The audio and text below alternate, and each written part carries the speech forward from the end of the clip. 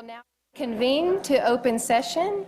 Noting that a quorum of the board is present, we want to thank you all for being here and welcome to our first meeting of the school year, of the new year, 2018. So barring any natural disasters, it should be our best one yet. We'll get started with our ceremonials. This evening, our colors are presented by Humble High School.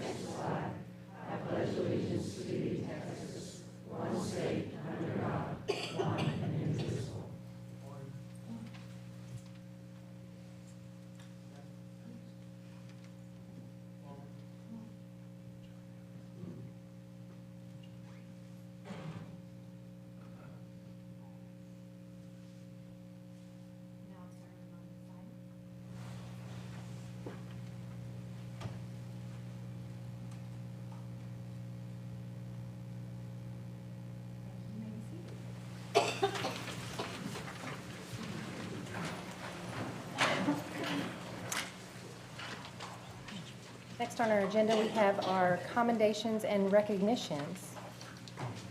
Thank you. Welcome, everyone. January is School Board Recognition Month. In tonight's Inspiring Moment video, Carson Key, a Foster Elementary fourth grader, will present his report on what is a Board of Trustee.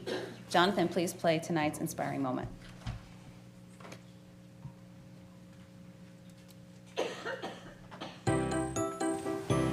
Hi, my name is Carson Key and I'm working on a project for Mrs. Tatum's class. I'm going to discuss what a Board of Trustees is. Board? Trustees? Is it singular? Is it plural? It's kind of confusing. When I'm done with my project, you will know the answers to the following questions. What is a Board of Trustees? What do they do? And why do they do it? A Board of Trustees is one board made up of multiple individuals. Humble ISD has 7 trustees. They are entrusted to take care of the best interest of the school district. School Board Trustees advocate for public education on behalf of the community, maintain focus on student achievement and well-being. Looking at the calendar, it shows that the board meets every month. Is that true? Even during the summer vacation?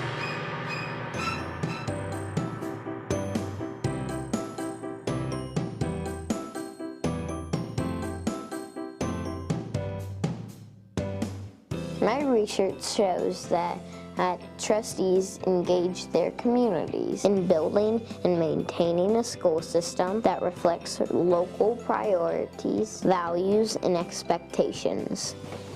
I'm going to get some of my friends to help me out with this. School trustees listen to their communities. guide the work of the school district, and set plans, policies, and the annual budget. And that means money. Reflecting the strength of local representation Boards report back to the communities on how students are doing. Boards are directly accountable to the people they serve.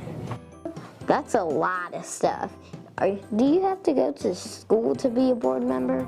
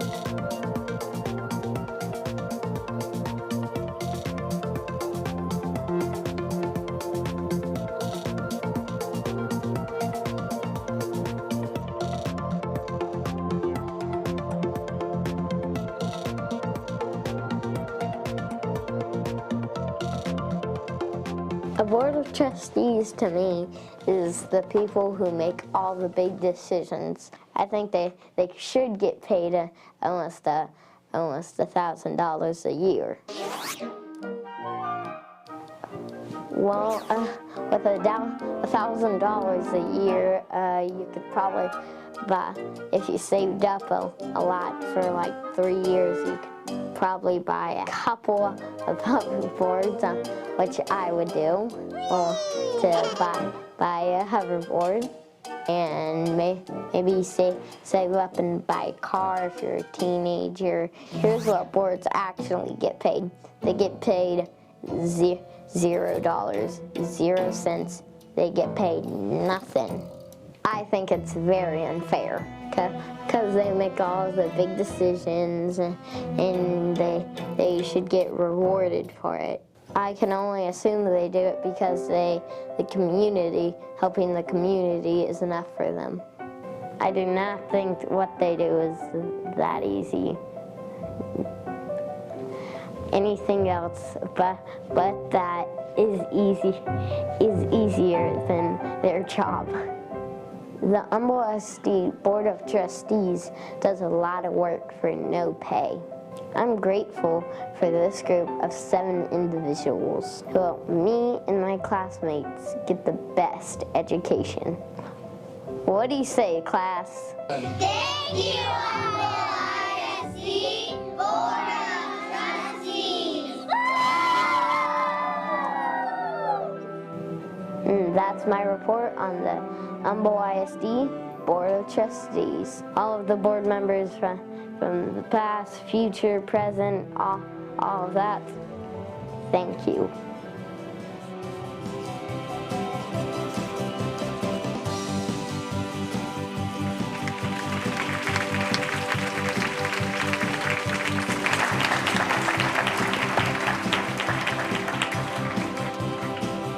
We have a special treat for you tonight. I'd like to recognize the star of our video, Mr. Carson Key of Foster Elementary, who is here with his mom, Stacy Key, and Principal Diane Zelensky. Please stand so we can recognize you.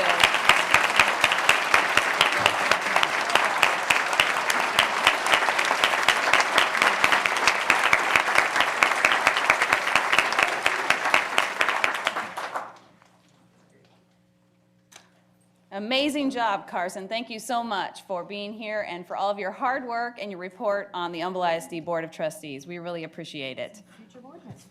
And Ms. Conrad has decided that you're a future board member. You have the information, you're ready to go, right? Yeah, well, you did a great job.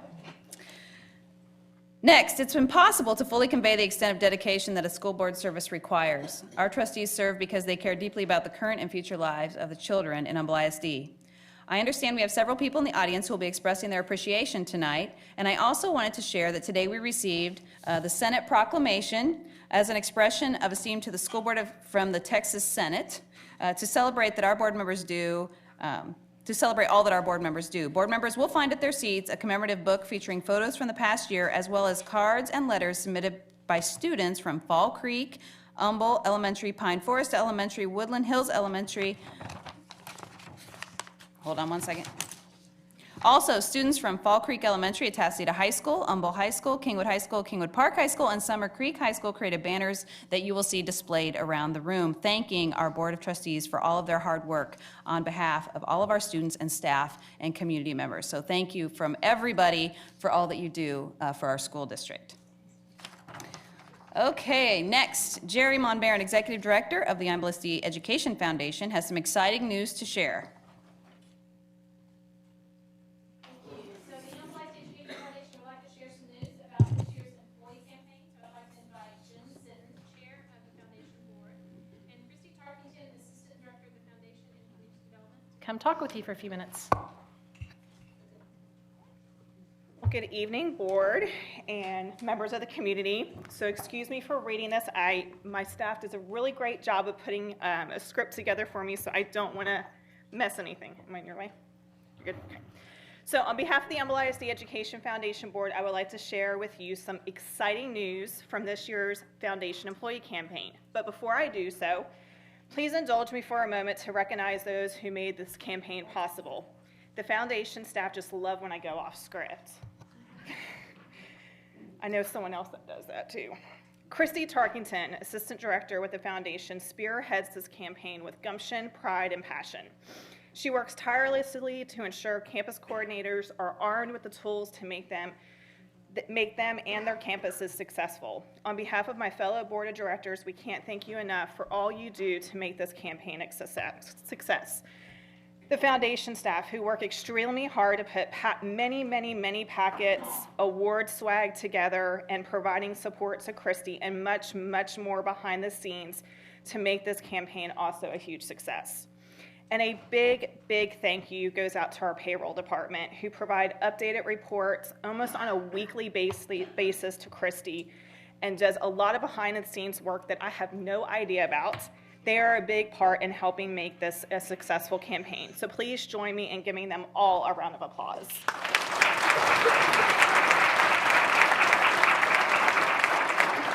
Okay, so now the exciting news, the numbers, the thing that everybody loves. As we all know, Humble ISD employees are the best of the best when it comes to making dreams come true for the students of Humble ISD. Tonight, we want to recognize the commitment that Humble ISD employees have made to the district through the Foundation's 2017 employee campaign.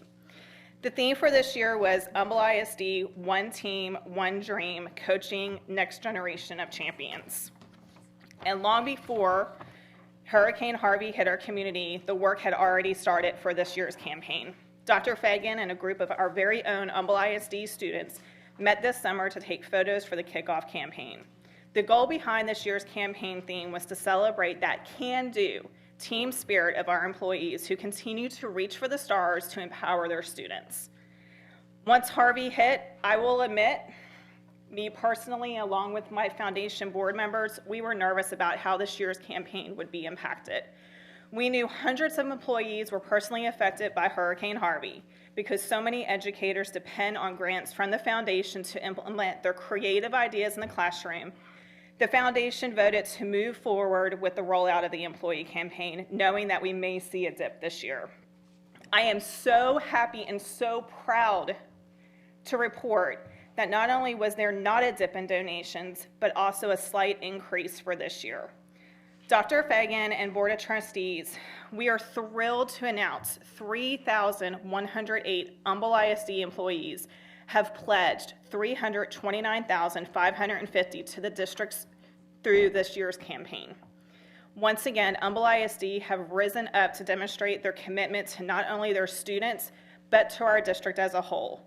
We are truly inspired by their dedication to excellence. Humble ISD is blessed to not only have amazing employees, but to also have a remarkable group of trustees who work hard to build the education foundation that is best for this community, our employees, and most importantly, our students. During this month of school board recognition, the Humble ISD Education Foundation thanks you for your service and incredible leadership. An integral piece of the campaign's success is the volunteer work done by 51 campus representatives throughout the district.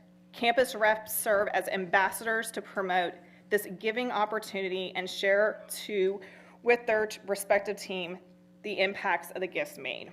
For the reps with us tonight, would you please stand? Thank you on behalf of our foundation board and the community and our students for the dedicated work that you do every day and for the foundation. Every gift is valued, and high employee participation is a testament to what we believe in the foundation's mission and our district. So Christy will now come up and who, as I said, spearheads this campaign to announce our top campuses.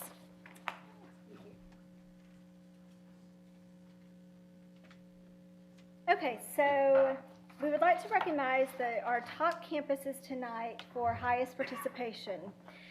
As I recognize each campus, the campus representatives will join us at the front. We will take one group photo of the entire group at the end for all campuses that are being recognized. Dr. Fagan, Ms. Conrad, and Mr. Carney, if you'll join us for the photo as well.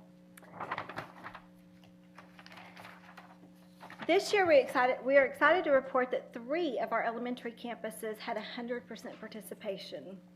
Bear Branch Elementary, Green Tree Elementary, and Pine Forest Elementary. Joining us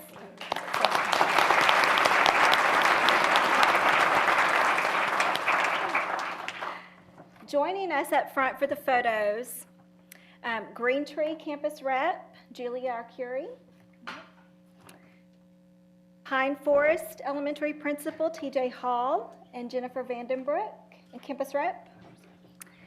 And Bear Branch Elementary Principal, Khaki Palmer, and Campus Rep, Kimberly Pruitt. Come on.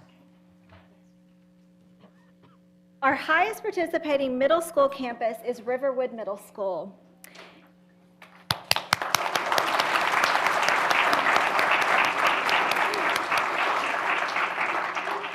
Assistant Principal Angie McDonald and Campus Rep has joined us up front. Our highest participating high school campus is Kingwood Park High School.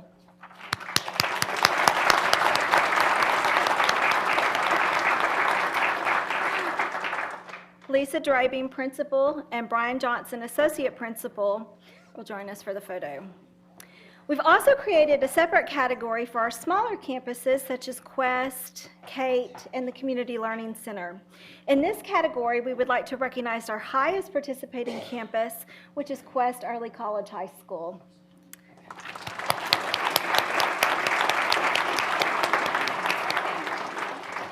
Ginger Noyes, the principal, and campus rep Jeffrey Alexander are joining us.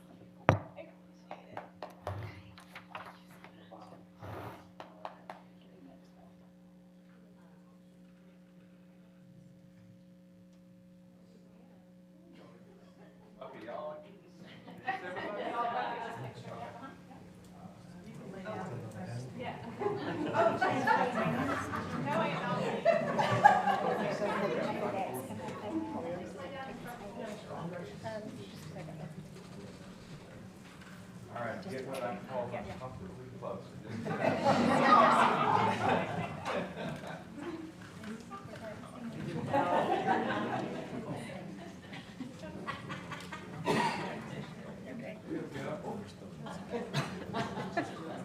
Yeah.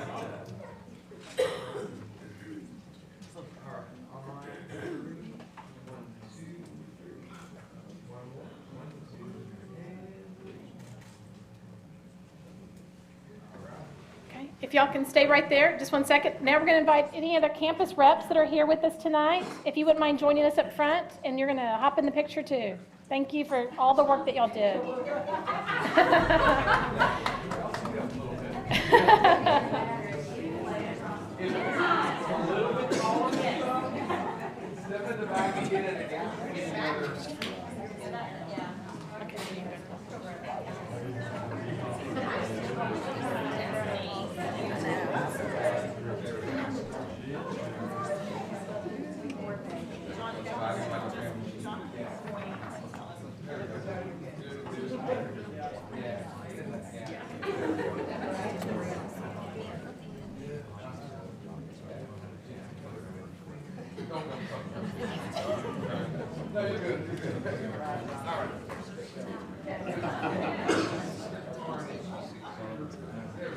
Okay. So while they're taking a photo, we wanted to thank everyone for participating in this year's campaign and making it a huge success. Just as a reminder, the grant applications for Innovative Education Grants are now available on the Foundation's website at humbleisdfoundation.org. Applications are due Friday, February 23rd, and we look forward to hearing about the creative ideas our educators have to inspire student learning. Thank you.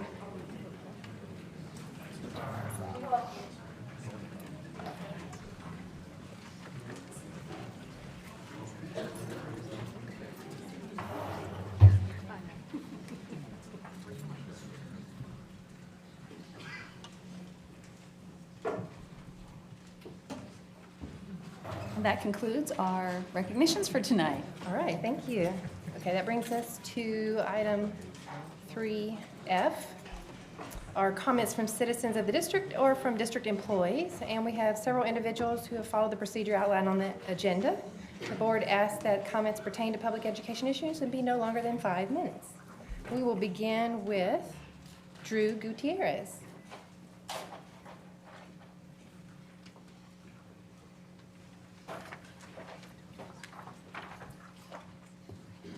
Good evening, Board, Madam President, Superintendent. My name is Drew Gutierrez, and I'm here on behalf of Commissioner Rodney Ellis to present you a resolution for celebrating School Board Appreciation Month. So I'm not going to read this whole thing. I'm just going to keep it nice and short within my 5 minutes. On behalf of Harris County Commissioner Precinct 1, it is indeed a privilege to extend greetings and recognition of the Humble ISD School Board of Trustees, honoring their hard work and dedication to education. It is a pleasure to thank you for your service and sacrifice to the benefit of our children and the community in general. Your service on the Humble ISD Board is indicative of your loyalty and commitment to serve, as well as your obvious contributions made through active involvements within the district.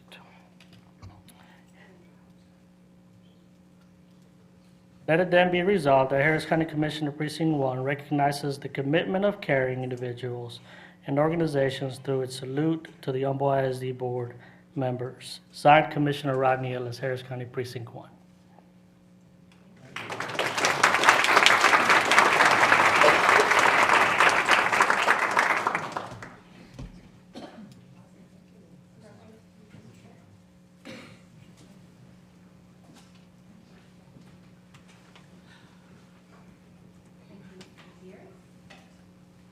All right, and next we'll hear from Kent Klingerman. Good evening, everyone.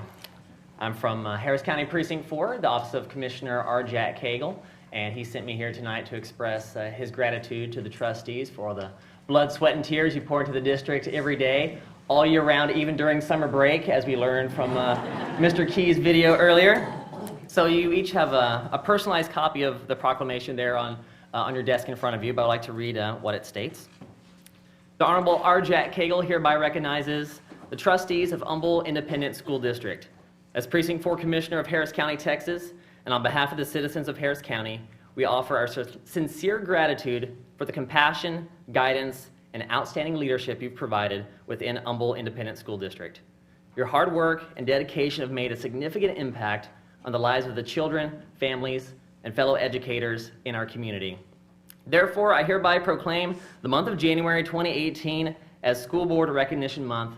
That's signed, Commissioner R. Jack Cagle, Harris County, Precinct 4. Thank you.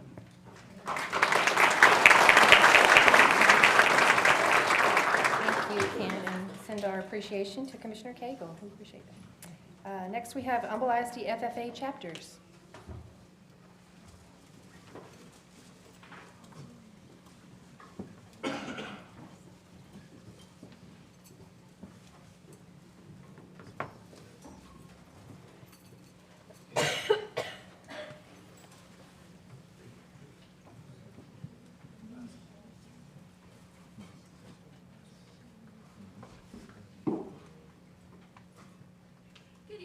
My name is Morgan Jones, and I'm the parliamentarian of Kingwood Park FFA chapter. Next month, I will be attending the Humble ISD Livestock Show and Rodeo.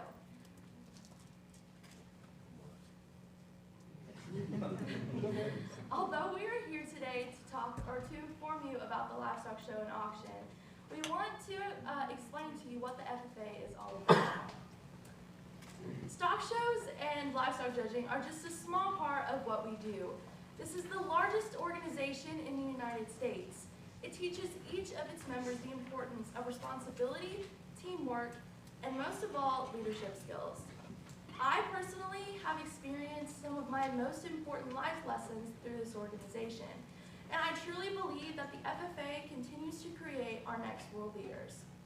To say that the FFA has prepared me for life would be an understatement. It would be appropriate to say that the experiences given to me through this organization have given me an unfair advantage for my future competition in the workforce. Good evening. My name is Zachary Boggs, and I'm the Humble FFA president. Tonight, I'm here to share with you all our district's biggest achievements throughout this year. Sorry. After Harvey, one chapter earned Grand Champion Ag Mechanics project at Harris County Fair. We also had 3 Humble ISD FFA alumni receive their American degree, the highest honor in the FFA organization. This year we have 1 area officer, 3 district officers, and representing our district this year.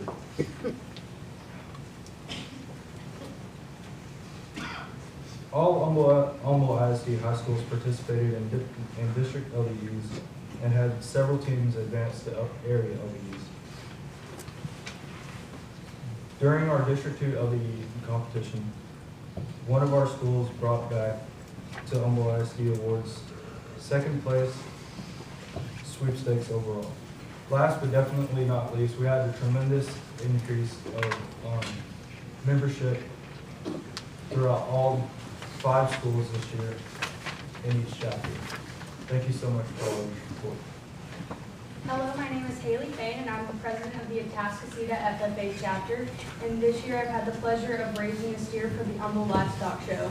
I would like to invite every one of you to join us at the Livestock Show this year and help us watch and support all of our participants as they display their hard work and dedication in the show ring.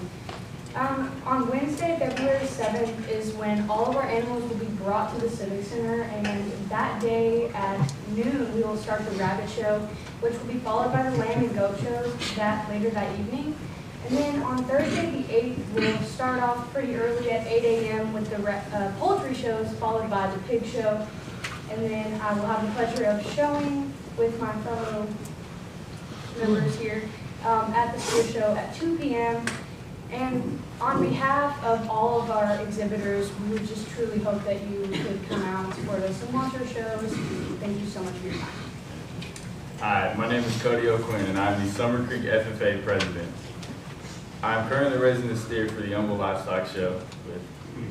And I've come to you today to talk a little bit about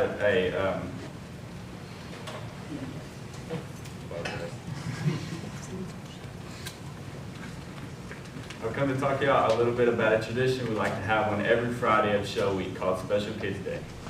On this day, we invite the special needs children from all the schools in our district to come out and tour the grounds. We will also eat breakfast with them and play games with them. This day really exemplifies the last line in our motto, living to serve. I'm very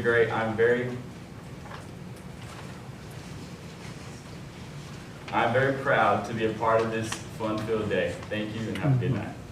Good evening, everyone. My name is Megan Tarkington, and I'm the president of the Kingwood FFA chapter. I'm currently raising a steer, along with them, at the Humble Livestock Show this year. Each year, we dedicate our livestock show to a community member who has showed support through our chapters and through our livestock show. This year, we dedicated our livestock show to Mr. Jess Fields of Rosewood Funeral Home. I would like to extend an invitation for all of you to attend our auction on Friday, February 9th at 1 p.m. Beforehand, we will have a buyer's lunch beginning at noon. During this auction, the top 10 in each species will be sold to the highest bidder. It is a fun and exciting time for my fellow FFA members to sell their animals. If you have not attended our auction before, I highly recommend it. We would appreciate your attendance at this fun and exciting event. If you are interested in donating to help Humble ISD bid on the animals, you can contact Ms. Cheryl Jones at the K office at 281-641-8210. As always, we appreciate and thank you for your service to students like me, faculty and staff, and above all, the community in which you serve. We hope to see you there. Thank you.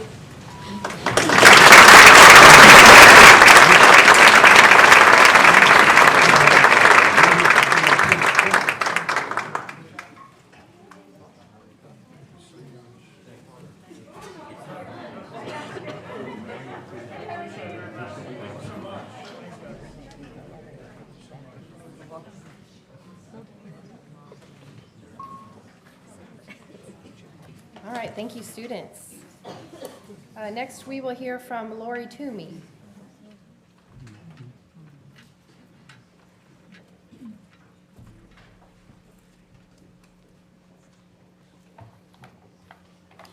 Good evening. I would feel out of sorts if I didn't also say thank you to each of you for your service to the district. It's greatly appreciated.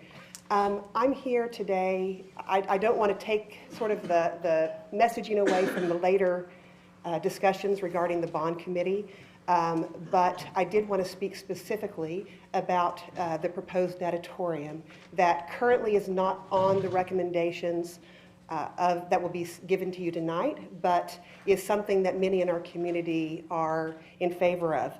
Let me just start off by saying that Humble ISD is one of the top swimming communities in Texas. We have over 3,000 summer league swimmers. We have over about 600 or so year-round swimmers, and then we have about 300 high school swimmers. If you are a swimmer, a parent of a swimmer, or a coach in the swim team, could you guys just stand for me just real quick? This is just a small portion of our swimming community. Thank you guys very much. Humble ISD currently has, and we have, yes, I do know there are some on the board that also have swimmers. Humble ISD currently has 5 practice pools, but what we do not have is a competition pool. Just like our basketball players at the various high schools have, some of them have practice gyms but not competition gyms, and that's in the board. Just like many years ago, people were standing here in front of the board seeking approval for a football stadium, Turner Stadium, to have a competition stadium. Now the swimming community would like to ask the board to consider adding to the bond a natatorium, to have a competition natatorium in the area. One of the things that I found interesting, and just to let you know, I've been in the swimming community for about 9 years. I've served on a summer league board for 9 years, and I have a K Park High School swimmer, and then I also have a swimmer at both Blue Tide and at Eagles Swimming Association. So been involved for a while, but one of the things that I didn't realize until I sat down and started thinking about it is that there are only 4 competition 50-meter natatoriums in the city of Houston area. There is one in Conroe in the Woodlands, that is Conroe ISD Natatorium. There is one competition natatorium down in Fort Bend. There is one in Pearland, and there is one at the University of Houston. The University of Houston Natatorium does not get to host really any meets because of the way it is structured with their students. And so there is particularly a need for a 50-meter competition natatorium in that northeast quadrant of the city. In addition to that, although we have these 4 existing natatoriums, they're all so small that they cannot host high-level meets. The largest, which is Conroe, can only seat 990 people, followed by Fort Bend, which can seat about 850. Now, I dedicated my time, along with many of the, all these other people sitting here in the center, to serve on the bond committee. And I will say that from my experience on the bond committee, there were several people that expressed uncertainty about whether or not this should be included in the bond.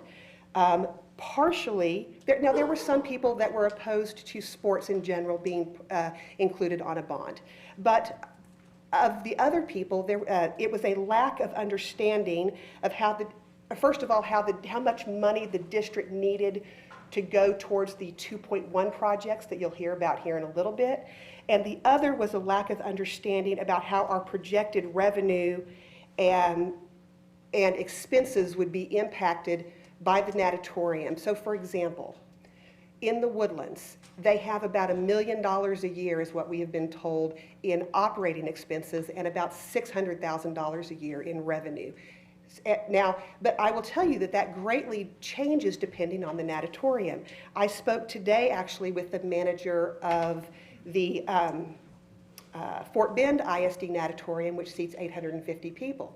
He said because they run under a completely different structure, that they only have about $200,000 a year in operating costs, and they bring in about $100,000 a year in revenue.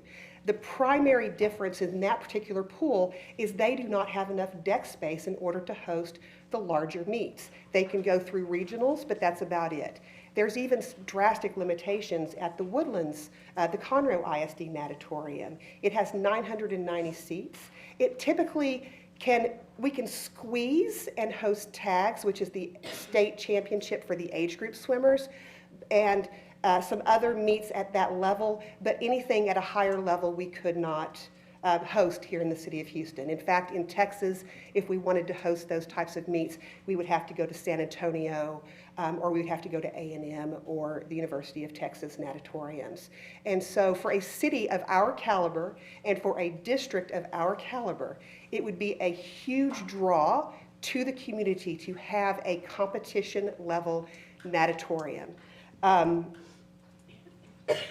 Now, I do want to say that of the teams that do practice, and I know I don't have a lot of time, but of the teams that do practice in our 5 pools, the largest of which are Eagle Swimming Association and Blue Tide, the pools are rented 6 days a week, and 5 days during the evening they're rented from directly after school all the way until about 8:30 at night. Both of those teams are limited in the amount of growth that they can have because we just do not have the additional pool space to add additional swimmers. Now, just think of the possibilities of a new natatorium. We could host learn to swim programs. We could have summer league district meets there. We could have USA meets there, high school, regional, and state meets, master's level swimmings, water polo, diving, all of these things that would bring people to the Humble ISD community.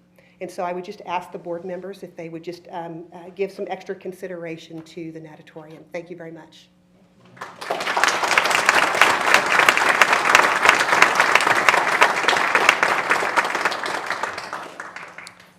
Thank you very much. Next, we'll hear from Leah and Stephanie from Kingwood and Summer Creek High School.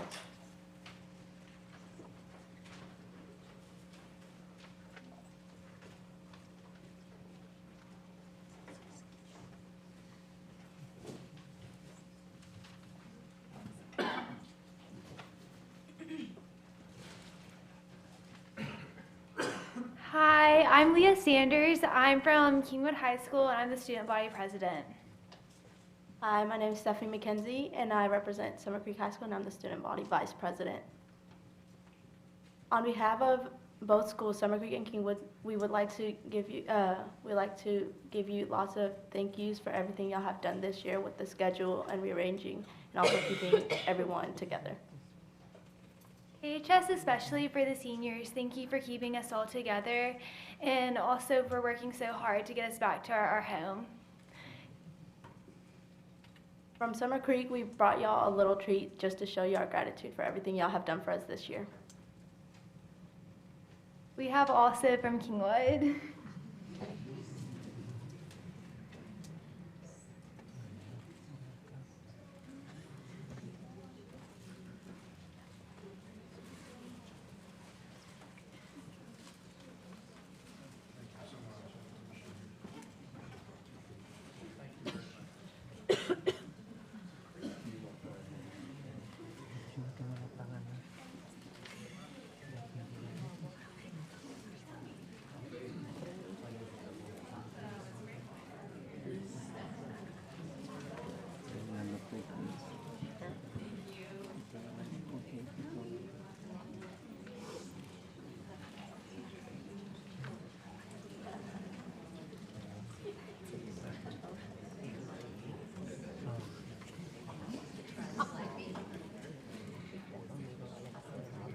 right, thank you ladies so much. Sadly, that's the end of our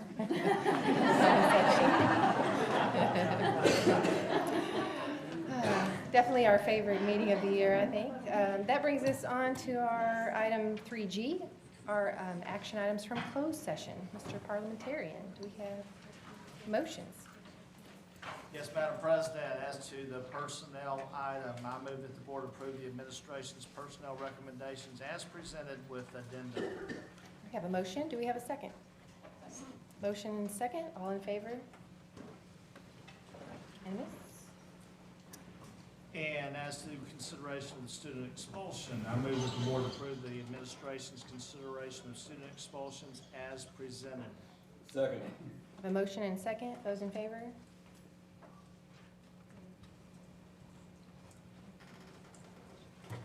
Okay. And moving on to comments by individual board members. We'll start with Mr. Cunningham. Thank you, Madam President. I want to say Happy New Year to everyone, and to my the little guy that stole my heart, Carson. That was a very, very good report. Had me in tears over here. But to everyone that came and spoke tonight, I want to say thank you, and I'm looking forward to the rest of the school year. I'm hoping to have real good things happen here in the next several weeks with Kingwood High School for my Kingwood students, and that's going to be it for me. Thank you, Mr. Cunningham. Mr. Sitton. I'm not going to say I'm going to be brief because I always do that and then I go over, but I'm going to go over today already, I can tell you that. I want to welcome David Brady and his Boy Scout troop. They're back in the back, the leadership team. Could y'all stand up real quick?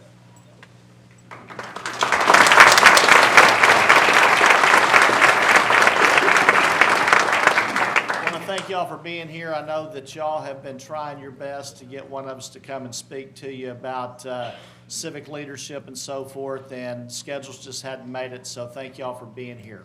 Appreciate you. Let's see, with Drew and Kent, thank y'all. Tell the commissioners thank you very much. We really appreciate not only y'all being here, but the support that y'all and the commissioners give us on a regular basis, and thank you very much. Let's see, Carson, I'll tell you, the best thing I got out of your talk there was that we're underpaid, it sounds like. So as you grow up and you continue to advocate for the school board, throw in a few nickels for us if you don't mind. We appreciate it. Let's see, the employee campaign, knocked the cover off of it. That was fantastic. I've had to live with Jen now since the hurricane, and her being afraid that they weren't going to make their foundation budgets, and their budgets they're blowing the doors off of it to the staff, the board, the employees. I mean, it's just been fantastic, and the things that they're able to do with those grants. I know we were over at K Park last week, I guess, and they were talking about the laser cutter that was purchased through the foundation grant, and just the different things they're able to do through those grants. So thank y'all for all you do, and thank you for all the teachers and staff that are still here in the building that were a part of that. The FFA folks, that's near and dear to my heart. We go to the auction every year, and if you get an opportunity to go to the Special Needs Day, do it. If you leave there with a dry eye, it ain't gonna happen, I promise you. It's a great day. Glenn and Carla Redmond volunteer and handle that. They do a super job with those kids in conjunction with the staff. It's a great day. And I'll tell you, are the FFA folks still here? All right, I got a call today from one of the trustees at New Caney ISD. And they could not talk highly enough about our FFA programs. I believe Kingwood and Kingwood Park spoke to their trustees and thanked them for allowing us to use their facilities during our interim time from Hurricane Harvey. And every trustee in New Caney ISD said, y'all are top notch, and be proud of y'all. Let's give them a hand.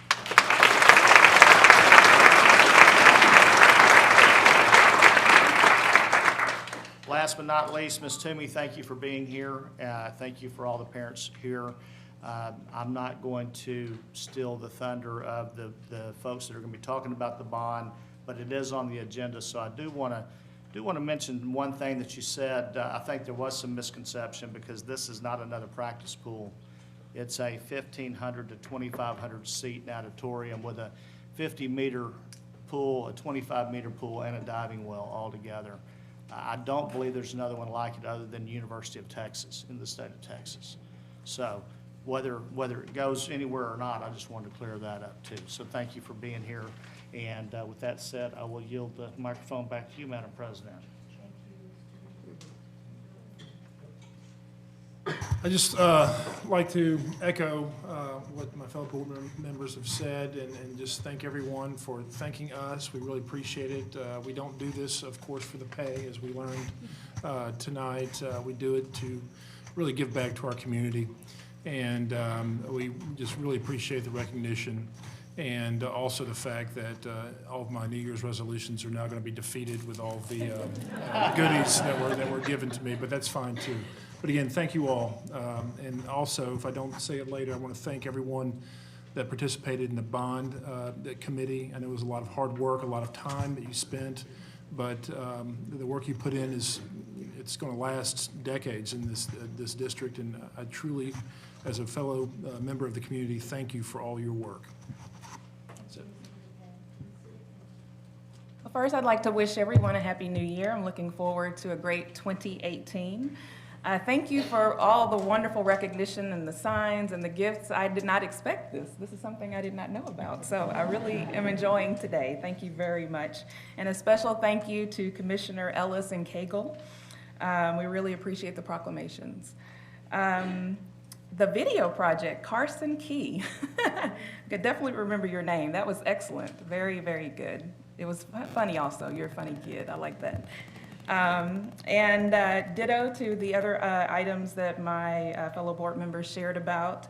And also, just to let you know, as a pro-natatorium board member, I really would like to thank you for coming and speaking on behalf of the swimming community. Thank you.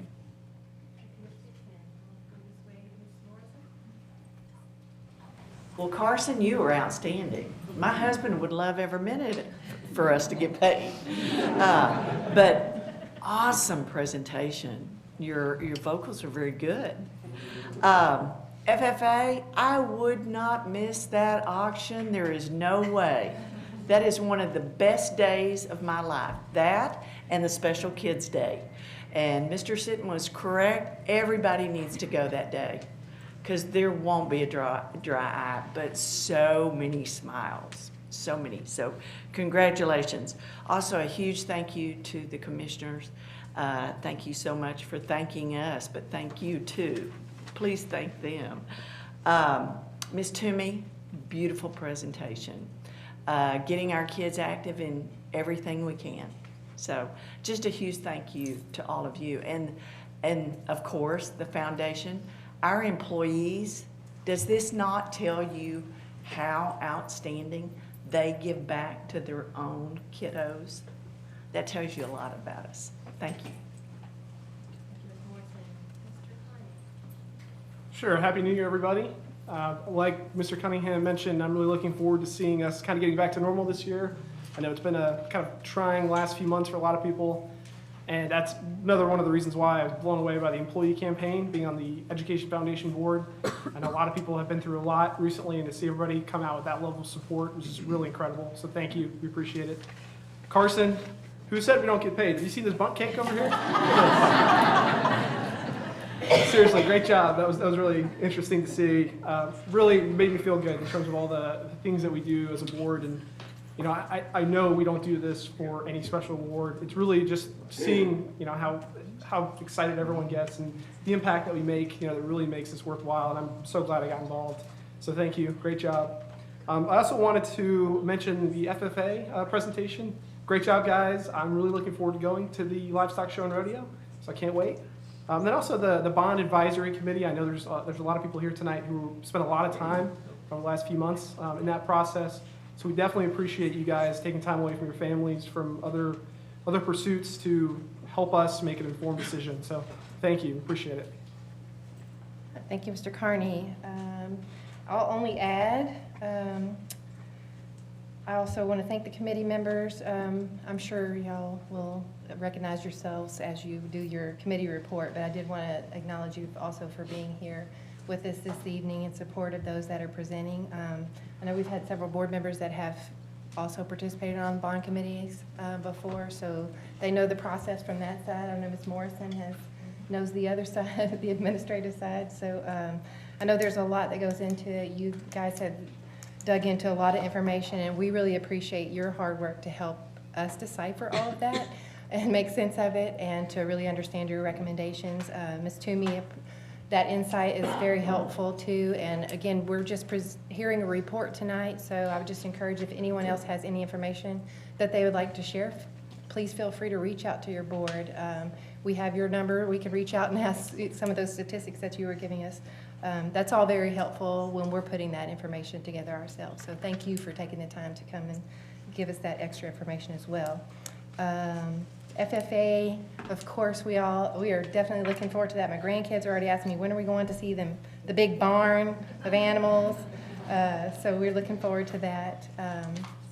I did want to recognize any former board members that are with us this evening. We're recognizing board members for our service, and you've given your service. I saw Mr. Scarfo. Mr. Scarfo, stand up. Are there other board members present here this evening? Well, we just want to thank you for your service. And then by popular demand, Mr. Fry, I hope you'll accommodate me on this, but Carson, that was a wonderful presentation. I just want to ask that my board members would join me and you up front with your mom and your principal for a little photo. Would you join us? That'd be fantastic. Would y'all join me?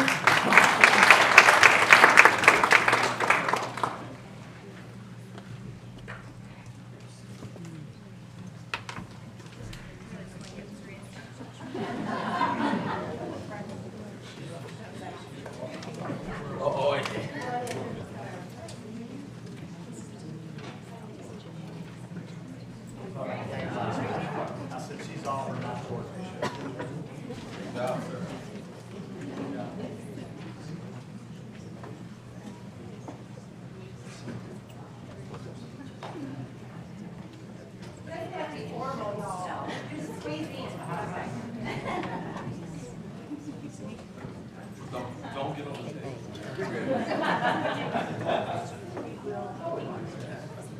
All right, I want to have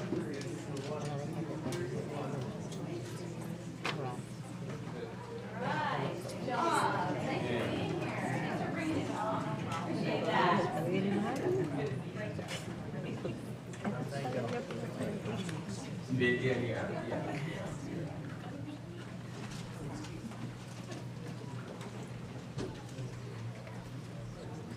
All right, thank y'all for obliging. That will take us to comments by the administration. Thank you.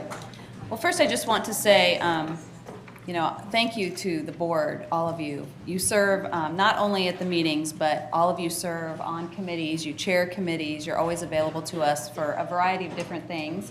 It's been an interesting year for all of us as we've weathered a pretty significant storm. We've relocated several thousand students. We've worked through a bond committee. We've done a few things this year, and you all have been tremendously supportive to all of us as we have worked through that process, asked you to come in for special approvals, review things that were not anticipated. And you all have your own professional lives and your families, and you give a great deal to this school district. And I have a front row seat to that almost every day. And I just want you to know that I started when I was very young, but this is my 10th year as a superintendent. So I've had a lot of opportunities to work with different boards and know different leaders, and you all are really first class. And I couldn't be prouder to be here or happier to serve in this role with all of you. So thank you so much for all of your service to this school district and to supporting me and to my team and the school district as a whole. Next, I would like to share what I think is pretty exciting news. Humble ISD has been selected as one of 20 districts across the entire state of Texas to be part of a local accountability pilot with TEA, one of only 4 districts in Houston. And we're pretty excited to be part of this, feel very lucky to be at the table to have the conversation about what could accountability or student testing and assessment look like as we move forward in education. For a long time now in education, we've kind of had to just make whatever comes down work for our students and for our staff the very best that we could. For our communities, there hasn't been a great deal of flexibility in that, and so to be at the table and part of developing something different moving forward, again, shows that commitment and dedication to our students and staff across the school district. People willing to roll up their sleeves and do additional work to be part of a solution is really part of who we are and have demonstrated over the past year in my view. So very excited about that, and thank everyone on the staff who has been part of and will be part of our team moving forward at the state level. So a big honor for us. Beyond all of that, I just want to say a Happy New Year like everyone else. The FFA, you know, you'd think a girl from Iowa had bought livestock before, but I had not.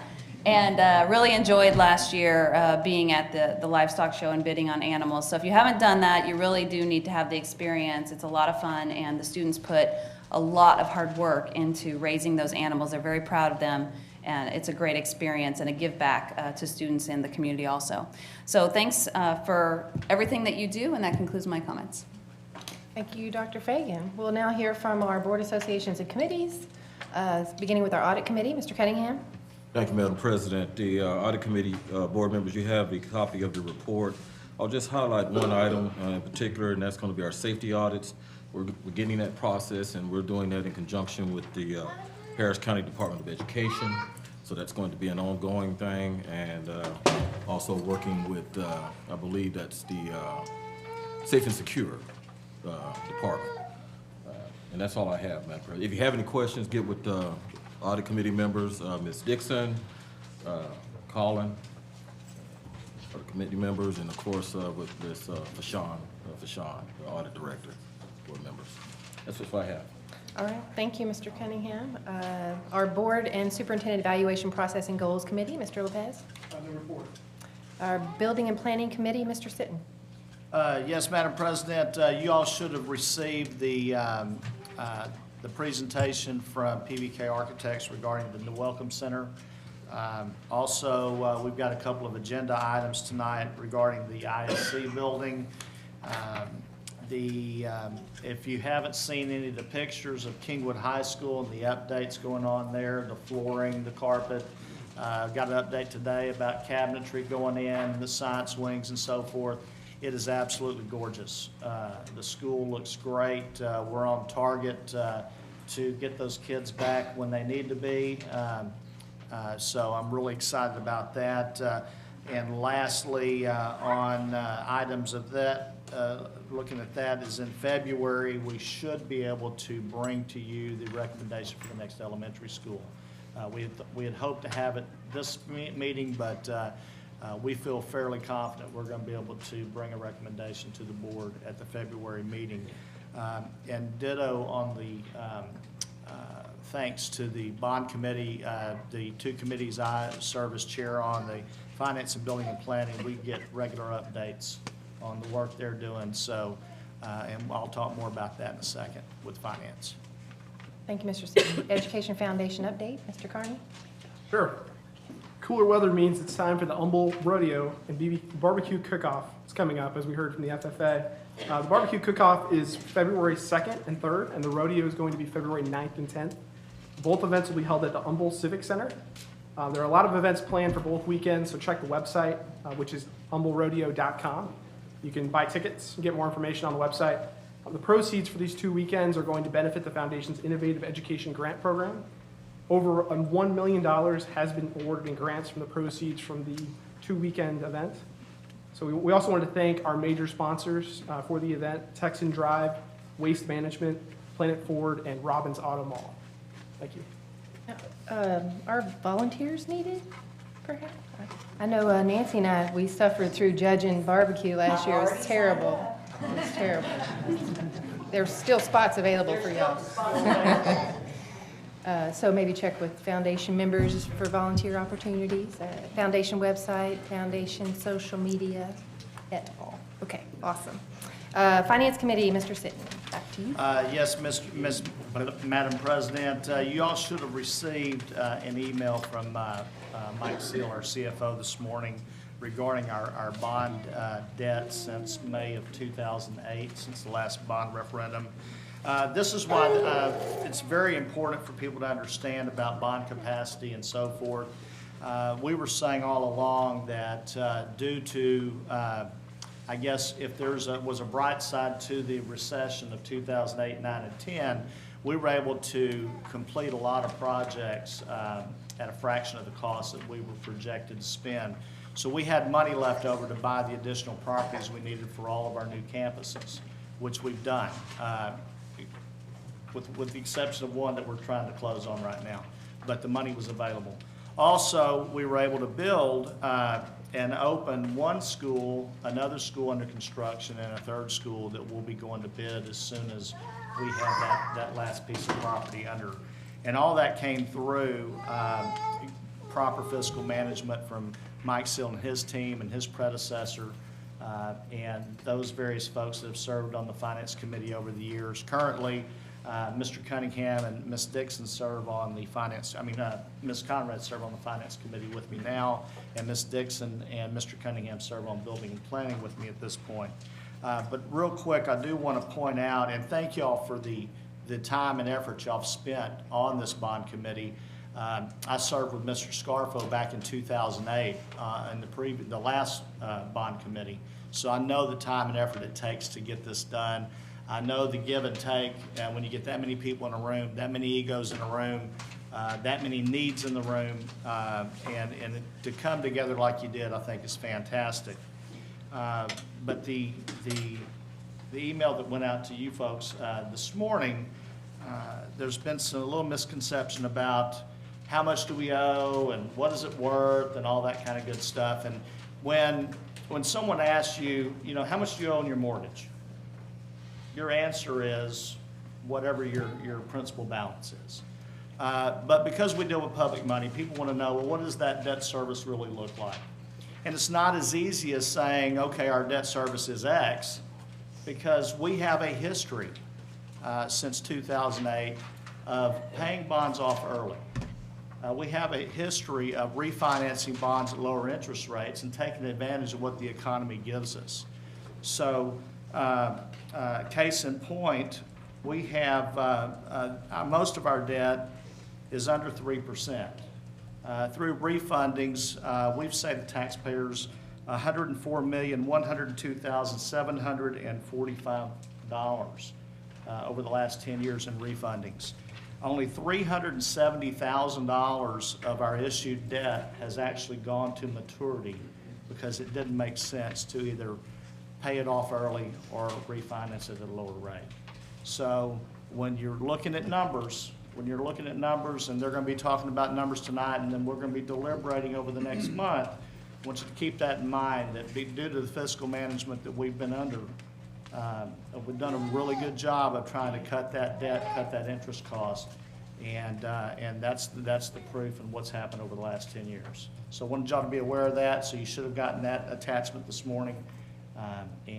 With that said, I will yield back to you.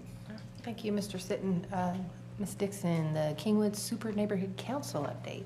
We did not meet in December, so I have nothing to report, but the next meeting is January 17th. Thank you. And our Legislative Committee update, Ms. Morrison. We have no report tonight. All right, thank you. That brings us to item 3K, our information report from our Citizen Bond Advisory Committee.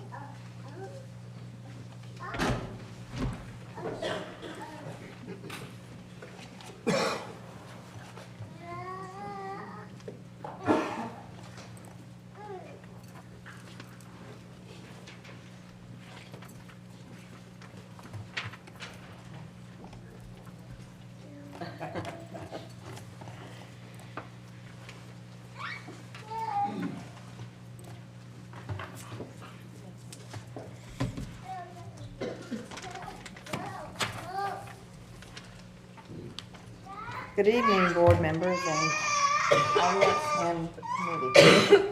Thank you for having us here.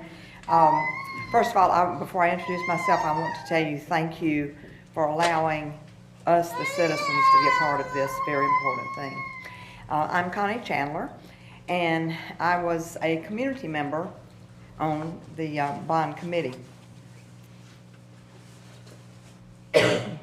I really care about this community, and many of you know me, so you know that. And I'm an educator, retired, and I'm a business owner. So I am very interested in the community and the school district. When I moved here many years ago, one of the first things I did before settling in Houston was find the best school district.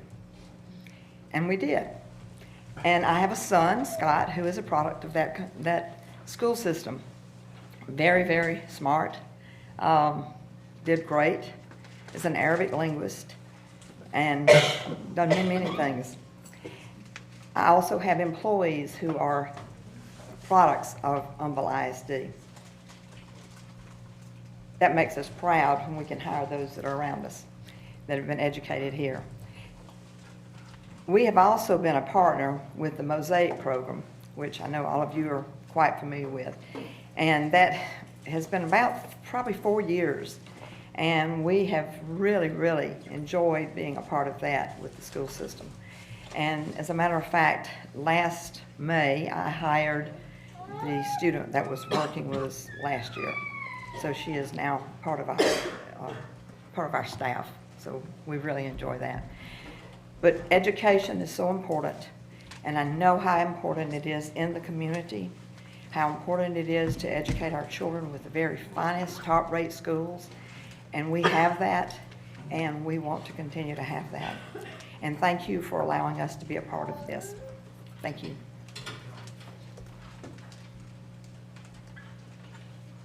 Good evening, and thank you for letting us be here tonight to present some of the information. My name is Robert Scarfo. My wife, Jamie, and I combined, our blended family, we've had 4 children plus a son and a daughter-in-law, so 6, who have gone through Humble ISD. They were all K through 12ers, and all the way through from start to finish. And I'll tell you, the education and growth opportunities that they received in the district, I think have really had a lot to do with their success to date. And that's why I've always been proud to be involved in the district. And now Jamie and I have 3 new reasons to stay involved. That's our grandson Jake on the left, and to the right is Beckham. They're both kindergartners. Jake at Elm Grove, Beckham at Hidden Hollow. And an upcoming customer in the middle, that's Jake's little brother Bruce. He's 18 months. That's a little dated picture, but I love the hat. So anyway, it's important. And I also served as a co-chair, as Robert said, in 2008 and also the 2005 bond committee. So I felt that I was able to bring that experience to the table to help in this latest. I also just want to take a moment to thank all the folks at PBK, Rick and his team, for providing all the facilities data. You guys all have seen it, and it was just really great to have that information. And then also the district administrators for providing the framework and facilitating the process. It really went smoothly, and especially this group right here in the front, they were there through all those meetings and just did a great job. And most importantly, I'd like to thank, some of them are here tonight, but the other 98 brave souls who saw this project through to completion, at least through phase 1, getting a recommendation to the board. They did a great job, and even the frigid conditions at Humble High School Auditorium did not deter them in their task. So, and maybe you guys can find some money to address that. Anyway, thank you very much. Good evening, ladies and gentlemen of the board. I'm Paul Campbell, and I'm a parent here in the district. My daughter is Katori Campbell, and she is a freshman at Kingwood High School South Campus currently. And we're new to the area. We moved here a little over 3 years ago. My company restructured in 2014, and I came here from northern New Jersey, and I came from a school district that we had picked because we wanted a good, nice town with a nice district, and a good grow-up place. And we were looking really for something that was similar to that, and I'm very proud to say that we found it here in Humble ISD. She's our second, and our first has just finished his degree at SFA, just started work happily. And so we're very happy that we found a place that reminds us a lot of home. It's just that there's no snow to shovel, and I really like that. For myself, I volunteered for the bond committee because education support or education runs very deep in my family, as well as my wife's family. My wife's parents founded a Japanese language and culture school in South America, where they lived for a very long time. Her great-grandfather was a headmaster at a school in Taiwan for a long time ago. My maternal grandmother was a lifelong public school instructor, and my grandfather Campbell was a longtime school board trustee back in Illinois when there was a lot less money to play with, I'll add too. So based on that, being part of this committee was just seemed like a nice thing that I wanted to step up and do and show support for my new community. And I also want to thank the nice folks here who were very helpful, very supportive throughout the process. We had a lot of questions, and we were able to turn to these people and say, oh, what about this, what about this, what about this, and have the answers ready for us. So thank you.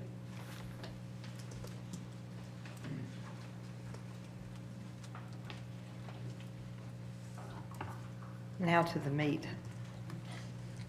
And most of you probably know everything I'm getting ready to say, or that any of us are going to tell you about.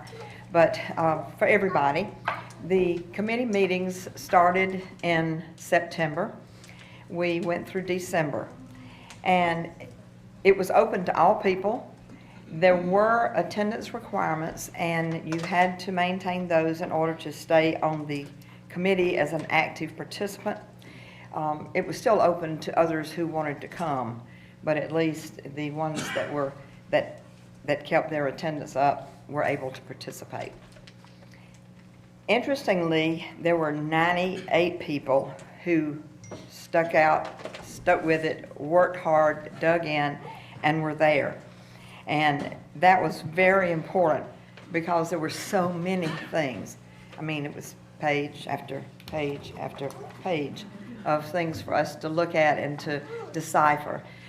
Of those 98, the most important one to me is the 66% that were the non-employees.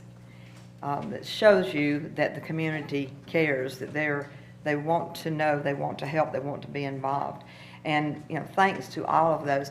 And I would like, if you don't mind, to ask everybody that was on the committee to please stand. I know there are a lot of you here.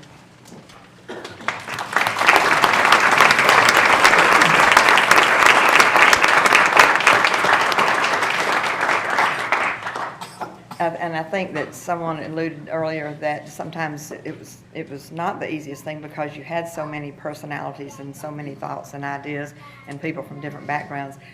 But we did a good job, I thought. Did a good job. The committee's commission to the Citizens Bond Advisory Committee was to manage the growth. We all know that we have had a lot of growth in this school district. And it's not over. It's still growing. It's probably slowed down a lot, but it's going to still grow some more. We had to think about that. We all know that we have to serve all the students, and we have to do it in an equitable way, providing equitable school experiences for everybody district-wide. Maintaining existing campuses and making repairs is always in the forefront because many of our buildings are getting older and many are needing repairs and other things. So that was a big part of it. Protect instruction by using bond fund rather than operations funds for repairs and renovations. And that's an important part. You've got to have the money for the instruction, but you've also got to have the money for the facilities. So that's a lot of things to think about there.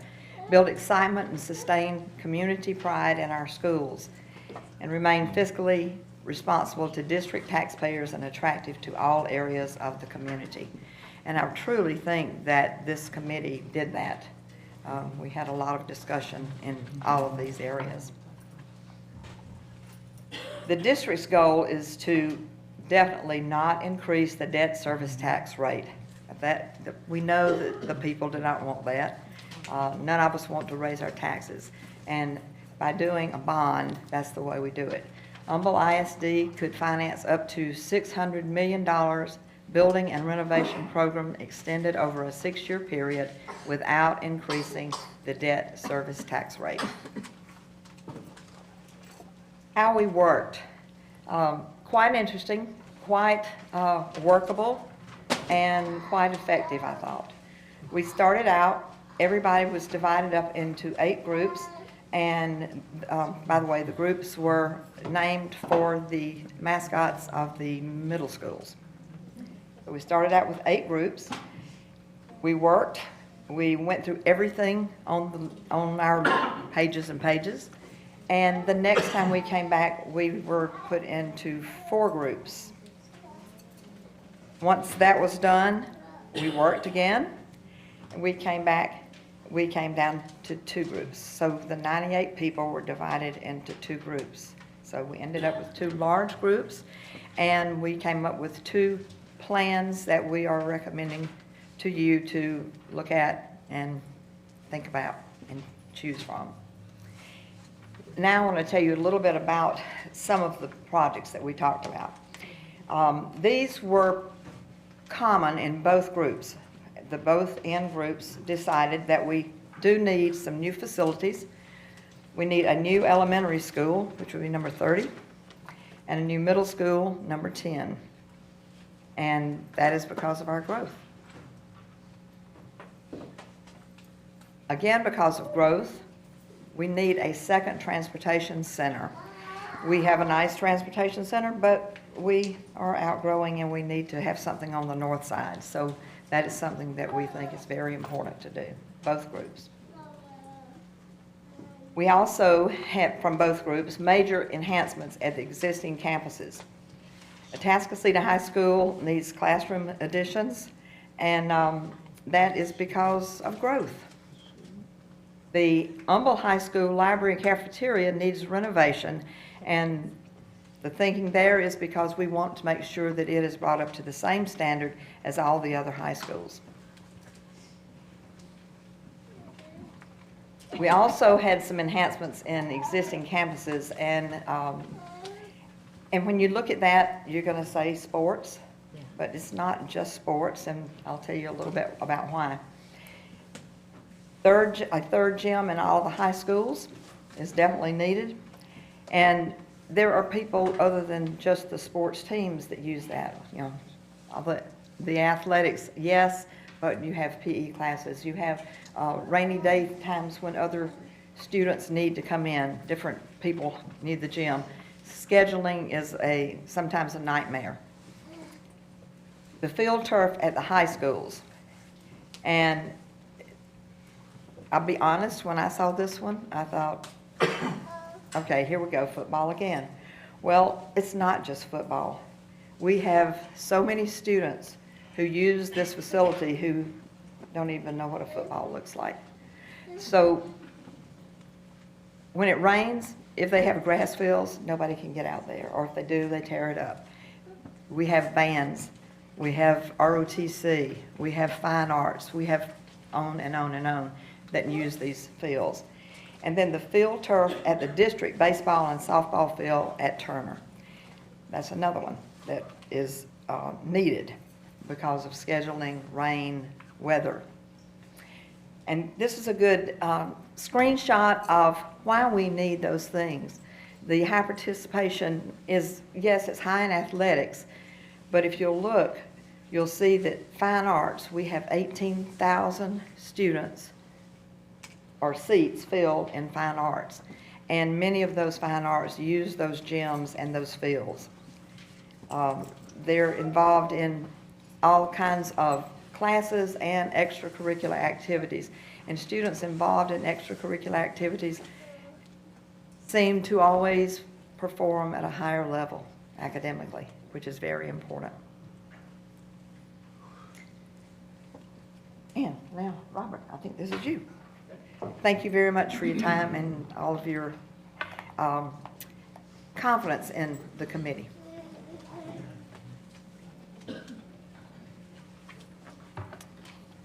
Okay, I'm going to take us through a few more projects where both committees in the final cut decided they should be in the recommendation to the board. And as you see there, first, the replacement of both Kingwood Middle School and Lakeland Elementary School, which are pricey items. Kingwood Middle about $71 million, and Lakeland estimated to be $41 million. But as Connie talked earlier, there's money in to build new schools. So we're still a growing district, but we're also an aging district. And these replacements that we talk about here are really just the sort of the tip of the spear, if you will, because as you look down 5 to 15 years, there's a lot of other buildings, particularly north of the district, because they've been there the longest, that are going to need these same kind of replacements. So we're probably going to see the board looking to move to a 5-year referendum cycle instead of 10, because these buildings are going to need to happen. And we want to keep the district attractive to current residents as well as people coming to consider moving here.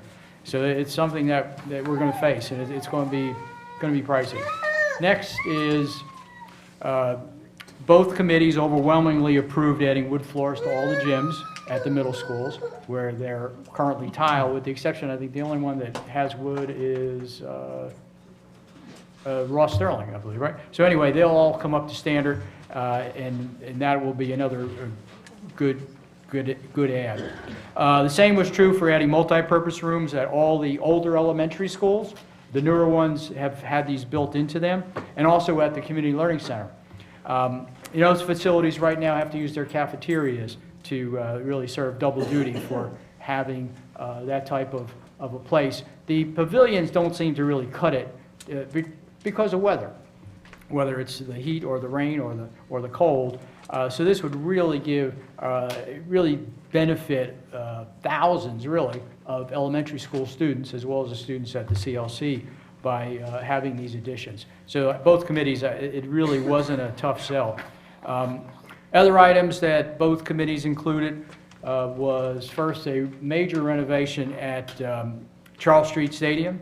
It'll give the middle schools and freshman athletic programs a real Class A facility for intra-district competition, as well as other districts coming to compete with us.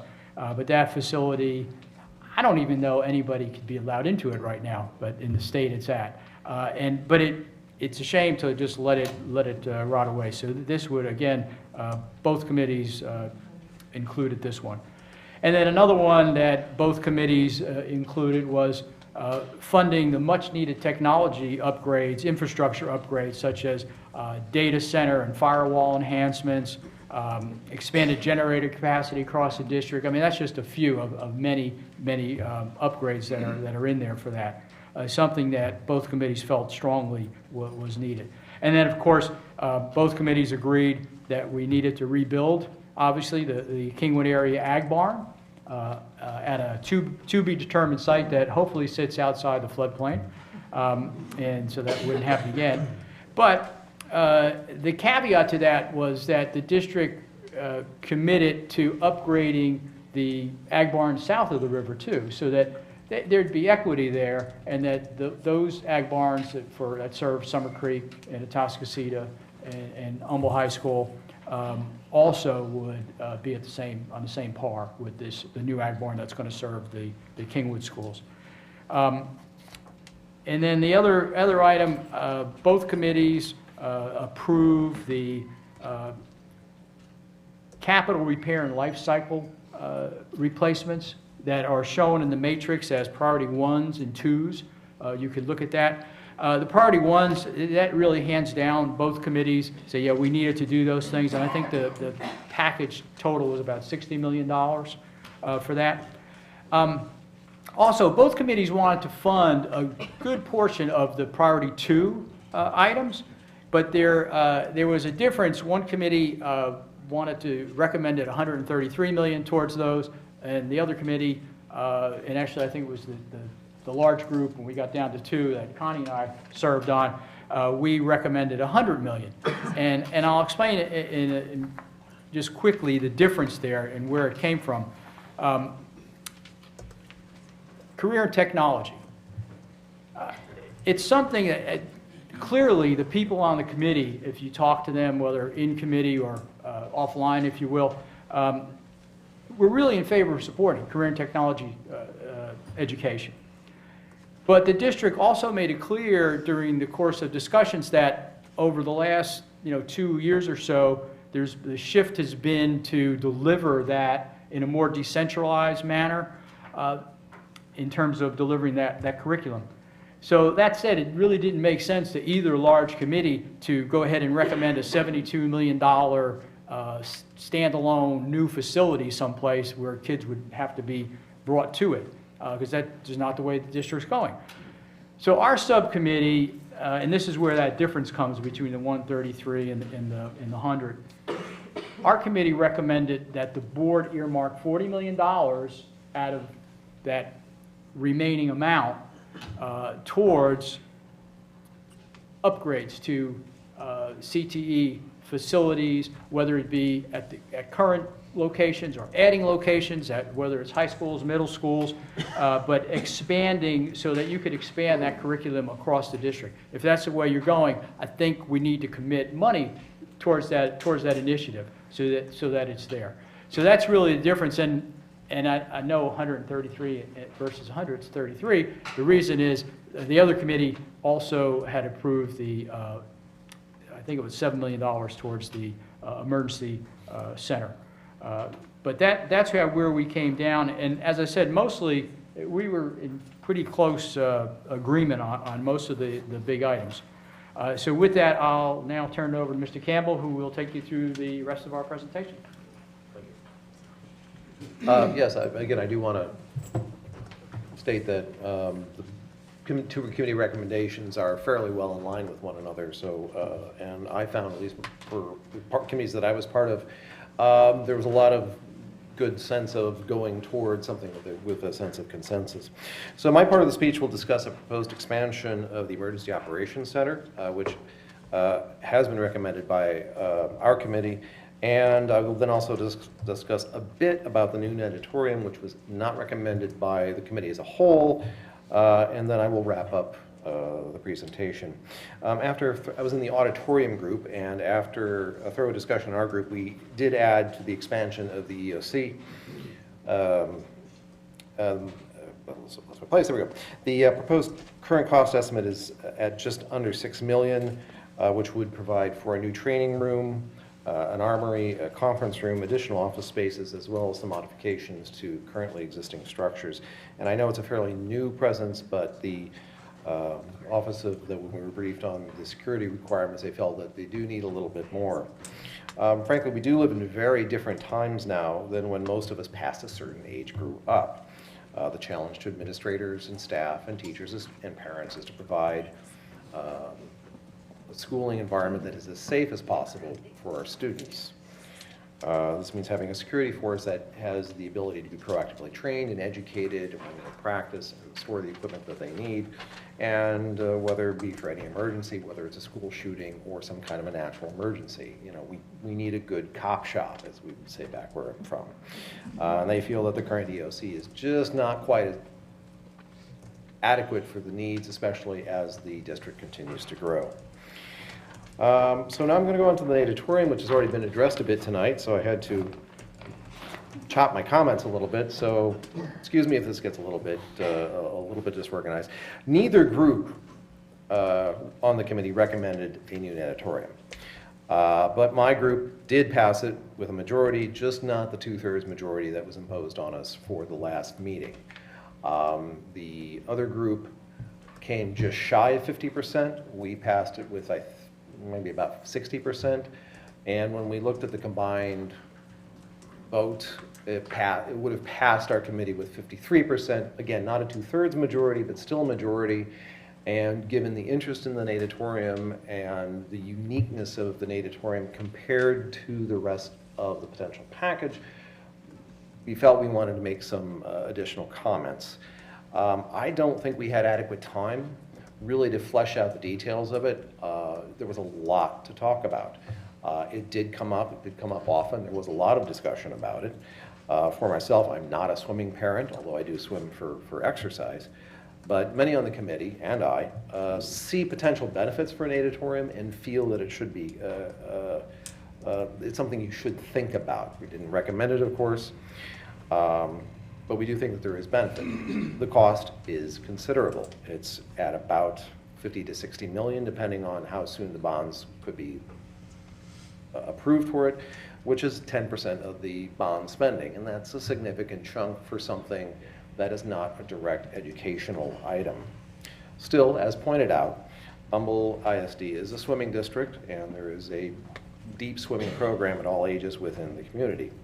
What is lacking is a competition-level facility of sufficient size that could host events, but this could also prepare our swimmers. Such a natatorium would be built to specifications that would allow events sponsored by the FINA World Games, the Olympics, or the NCAA swimming to take place. As pointed out earlier, there are a few other facilities in the area, but they don't have the seating capacity. The standards, by the way, that are specific for swimming, our pools have 25-yard lanes, and we would have to put in a pool with 50-meter lanes. So that would have to be done. So in a certain sense, Houston lacks a true competition pool that can bring in a lot of people, and for this reason, the Houston Sports Authority has not been able to go out and bid for any of these events. A new natatorium at Humble ISD could provide this. And again, location, location, location. We have close access to an international airport compared to the other spots. And we have the hotels and the dining establishments and the entertainments and the other things that get put into this kind of a bond package when you approach, you know, FINA, the Olympics, and say, hey, come here, we have places for you to stay, we have a nice airport, there are places to stay, there are places to eat, there are some things to do. So that is something that I think needs to be taken into consideration when looking at this. If the board were to elect to support bond money for a new natatorium, general sense of what we think should happen. First, that it should be a separate line item on the ballot. And again, that is again due to the uniqueness of the natatorium compared to the other items being discussed. It's not a school facility, it's not a renovation, it's not a new school. It is something that is unique to the rest of the package, so we do feel that it would need to be a separate line item. Again, it is very important that it would need to be built such that it would be able to draw the events of FINA, the Olympic organizations, and NCAA swimming. There was some discussion about, well, gee, it would be nice to have a 50-meter pool so our swimmers could be better prepared for competitions, but do we need all the other bells and whistles? Do we need so much seating? Do we need all this? And the answer is yes. If you want to bring in the events, yes, you will need to do that. You won't be able to bring in the money, and it runs the risk of becoming a bit of a white elephant at that point. So this is one where, you know, if we're going to go big. There are a couple things will have to be discussed for it. I think there'll need to be some partnerships. Some information on the partnerships will need to be a bit more public at this point. Of course, it's one of these, when you talk to your partners, well, what are you going to do? Well, I don't know, how much money can you put in? Well, I don't know, how much can you do? And we're really kind of at that point where we need to know what kind of support we're going to get, I think, for this to get support beyond the swimming community and people like myself who are very sympathetic to it. We need to know, frankly, how much money and from whom. Fourth, there'll need to be a very good business plan put together. And I think if we do put in a plan for a good natatorium, you could come up with a plan that could, it won't pay for itself, none of the other ones do, but that could limit it to the operational budget.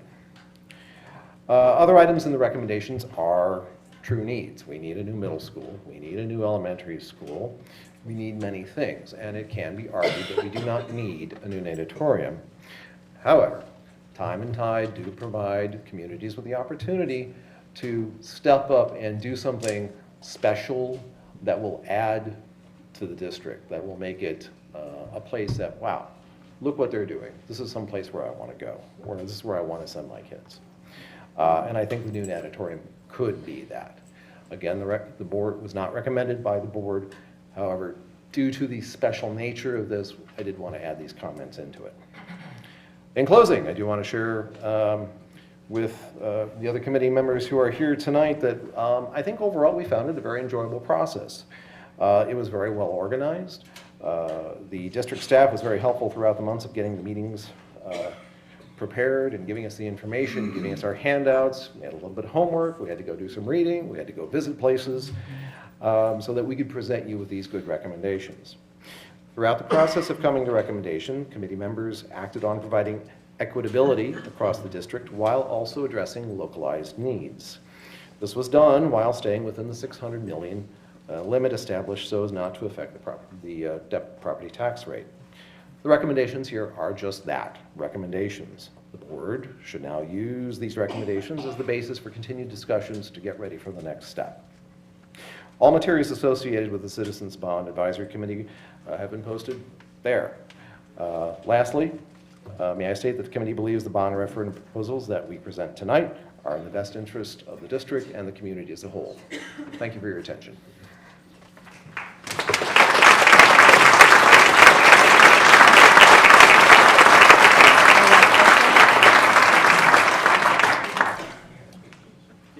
Madam President, I just want to say thank you to all three of you for, just so everyone knows, these folks applied to be speakers and represent the committee as a whole and shared their thoughts ahead of time and were selected by the committee to represent the views of all the different groups and folks who were there. So I just want to say thank you for the time and preparation that you all put in sharing the process as well as the outcome.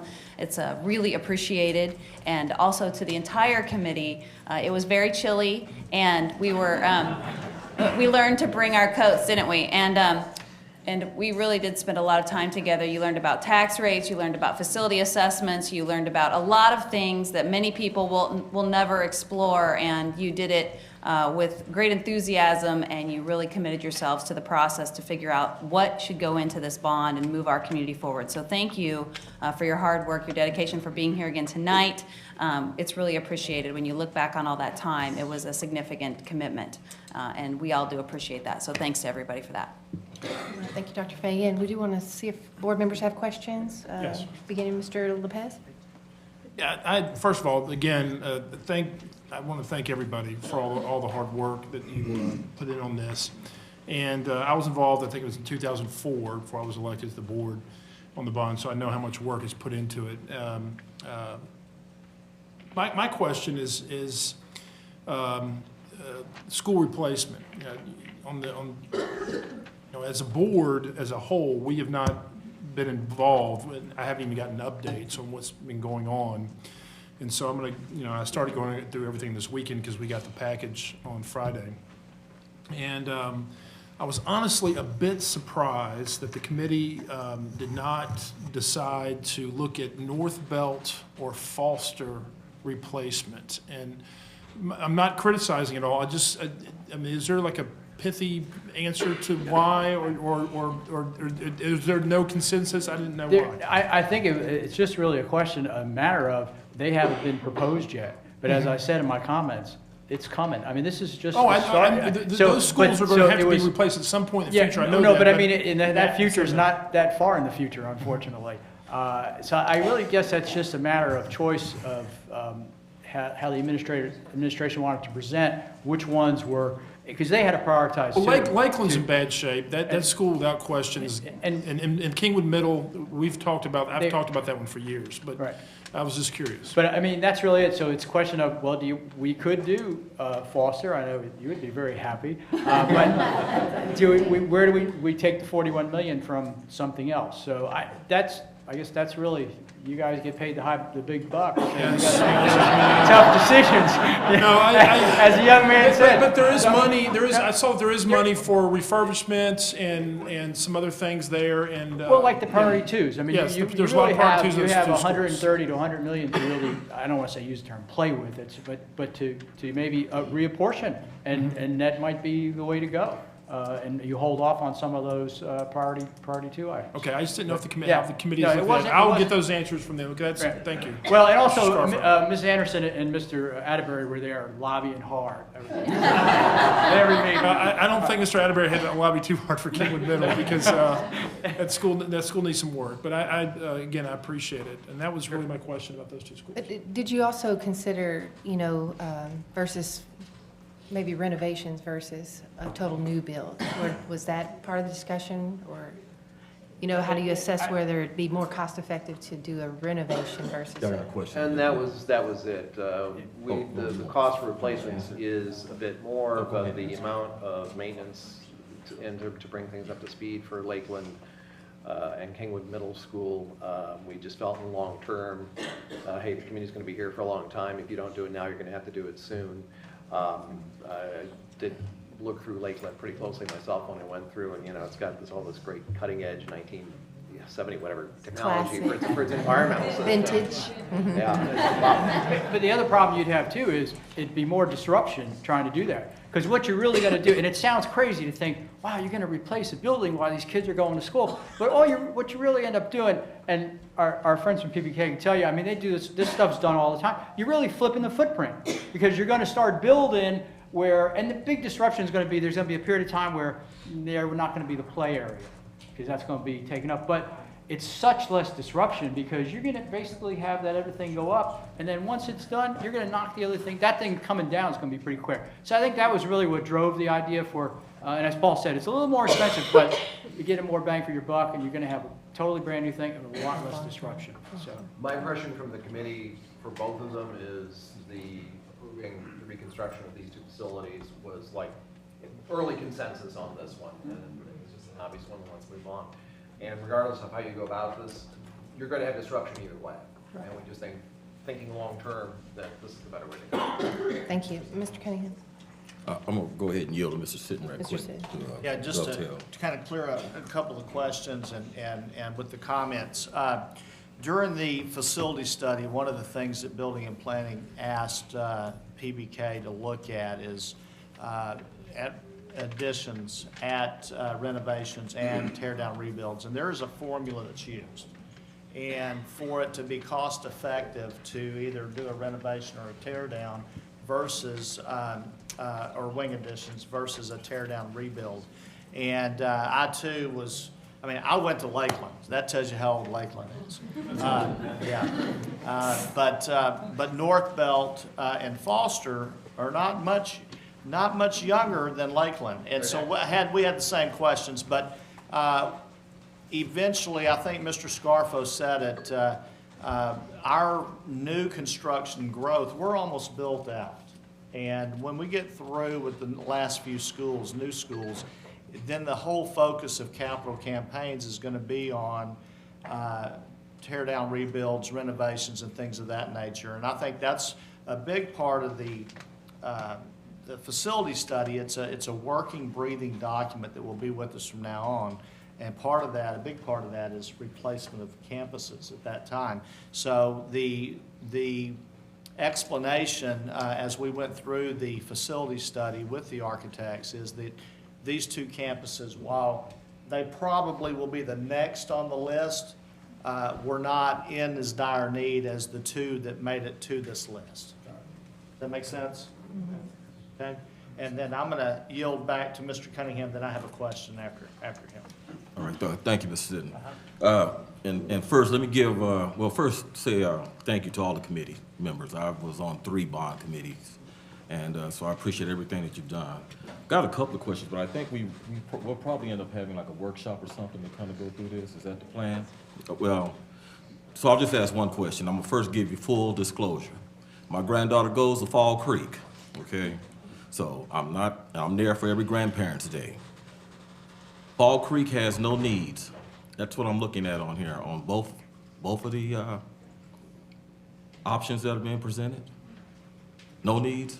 Did we even look at, did you look at it? There would be needs in the priority 1s and 2s, because you'd have to look at the detail of the facility plan. So yeah, every school is represented in that, from high school to elementary. All right.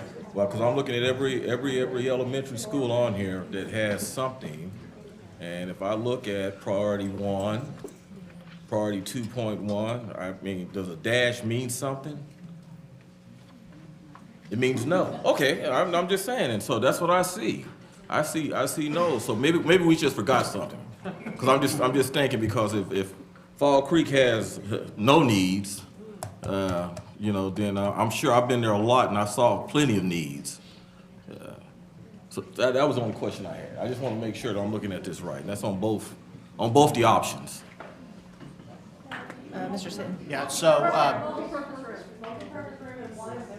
Well, they're all getting, yeah, because I don't think they have. They all get that, but and also, in both groups had the $100 million bucket and the $139 million bucket for 2.1s, and those are not itemized out here.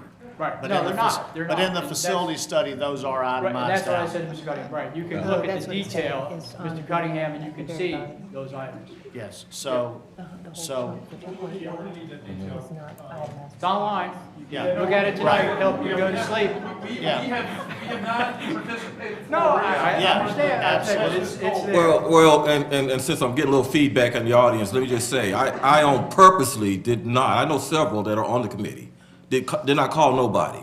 And I just saw this as Mr. Lopez this weekend. Right. And this is what I got. And so that's why I'm just asking the question. I'm just asking the But no, the question. facility plan has it in detail, and it's all online, and I'd say PBK did such a tremendous job putting that together. Well, and I would say that my neighbors who probably didn't get on the committee, probably went online and looked at this too. And so I just want to make sure that I can just lead them in the right direction. Thank you.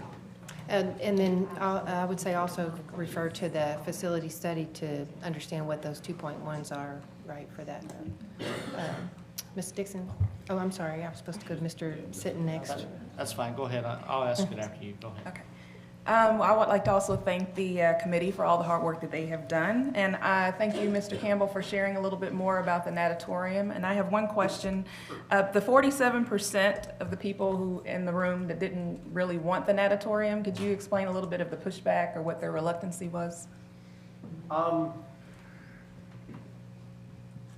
We really didn't have a lot of dedicated time talking about the natatorium, and I think that was part of, there may have been, should have been a dedicated session to it. I would say there was, the main concern I would say was the overall cost of it, as being such a significant chunk of the 600 million, because it's, 50 to 60 million depending on when the bonds are rolled out. So I would say that would be the main issue, is that it was just such a big chunk that could be spent on other things. Well, do you feel that the 47%, that there was some acceptance to the idea if it were a separate line item on the bond? I think among those who supported, who were like a bit more favorable to the idea, and those who maybe not been, I don't think there was really, I don't think we sat down and said, okay, the people who really like this, do you like the line item or not? It's just whenever it came up, it was, yeah, we want it as a separate line item. There's an argument that, hey, if you support the natatorium, I mean, you might recognize, okay, we're gonna have to do a special effort on this, and maybe we don't want it tied to the rest. Okay. Whereas if you're somebody who's going to oppose the natatorium, you definitely want it as a separate line item, you can kill it. Okay. So that's it. Thank you.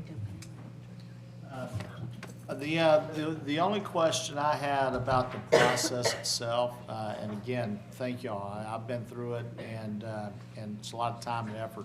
The 2/3 majority, where did that come from? And then, was that something that was used through the whole process, or in the final meeting for efficiency's sake, or walk us through that, or tell us about that. Well, I think that, I don't think 2/3 was in the beginning. It was because we voted and it was just, it was 75%. Okay. And then dropped down to 2/3. I guess, I don't know where we got that. I guess right here, well. Let me just say, basically, that was a decision of the administration committee that was working together early in the process. It was set at 75%.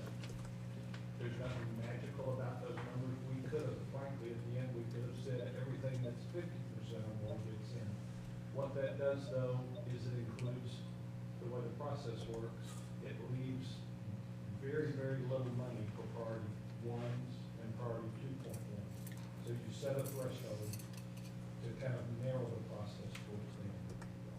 But there is no magic to the number. It could have been 70%, it could have been 75% at the end, or as I said, it could have been 50%. And I think you would have had, I'm not sure about the ELC because that was kind of a late arrival. Yeah, that was the last. But I think that you could have had the CPE center in both plans, and then that one would have fallen. It makes sense. I mean, you want substantial consensus of the priority items, and then you can, if you have money left over, then you can try to figure out where you have it left. And it makes sense to me to have that. And it was also Yeah. done to give the board some latitude, so that, again, your money that is easiest to move with is what's in the priority 3.1 and all. Yeah. Sorry. As we went through for each meeting, we started out going over what happened in the last meeting. And we said, okay, all 8 groups agreed on this, or then 7 groups agreed on this. And then when we were reviewing what happened, 4 groups said, okay, 4 groups agreed on this, 3 groups agreed on this. So we were getting a breakdown, regardless of what the majority was defined as, we were getting a sense of what had more support than other things. And we had that picture throughout the process. That's great. Any questions?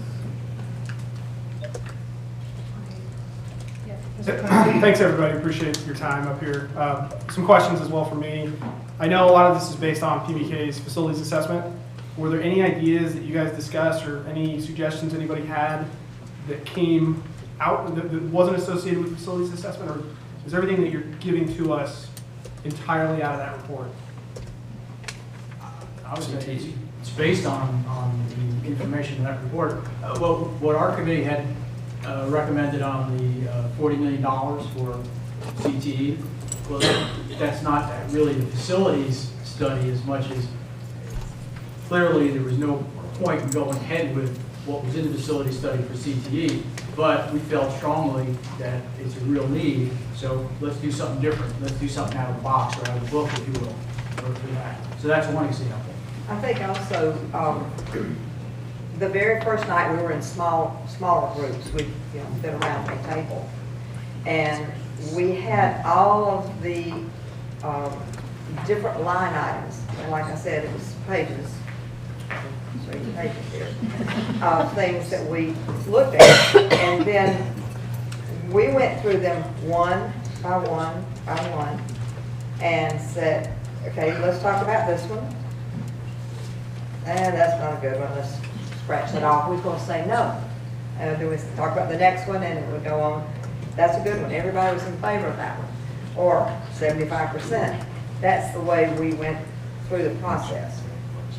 We have to have something to go on because we don't know every school and every need.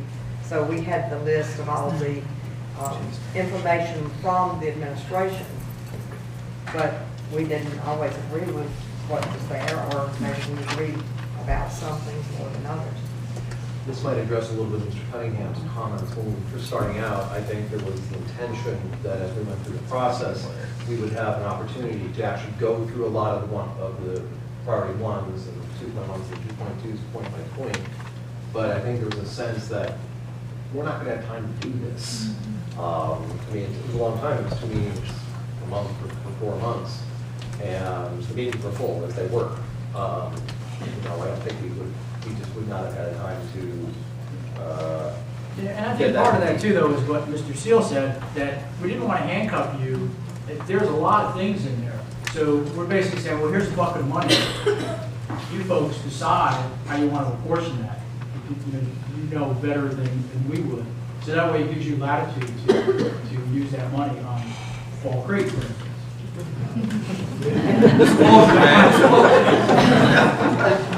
And now it is up to you. That was, our charge was to look at what the administration gave us to decipher, basically. And that's what all these people did. And we did that to the best of our knowledge and the best of our ability, but we all did it knowing that after tonight, it's in your hands. Thank you. That's why we elect you. That's why we pay you so much. That's what you contribute. You got all this candy. Okay, Mr. Carney. One other item on that is where it's not necessarily going outside the box, but there were a couple cases where we did look at the cost estimates from PDK, and a couple people on the committee who had certain expertise in some area just looked at it and went, that's too much. And so that did also come up in the conversation. Thank you, guys. One other question I have about the natatorium specifically. So I understand that you were given a charge of allocating $600 million, basically what we could effectively finance without increasing the tax rate. I would assume that if we are to propose the natatorium, that the cost of the natatorium would have to come out of that $600 million. Yes. Therefore, there'd have to be some decisions made in terms of what gets cut based on what you proposed. Is there any consensus as to what you guys would recommend to us about what should be cut to make room if we offer that as an option? We didn't do that point. No. You're on your own.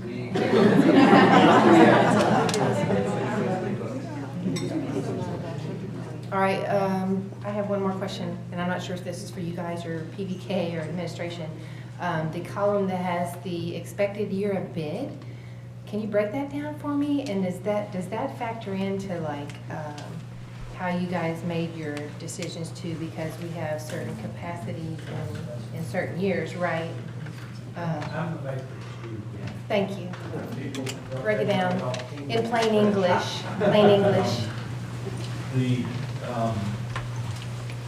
have to factor in inflation because this is a 6-year referendum. You have to factor in a fairly serious inflation factor for when you're going to build a project. For instance, one of the things these gentlemen mentioned tonight was, depending on when we build an auditorium, has a several million dollars. With some of the items, we were able to go in, and PBK was able to go in and say, I think this is the next elementary school.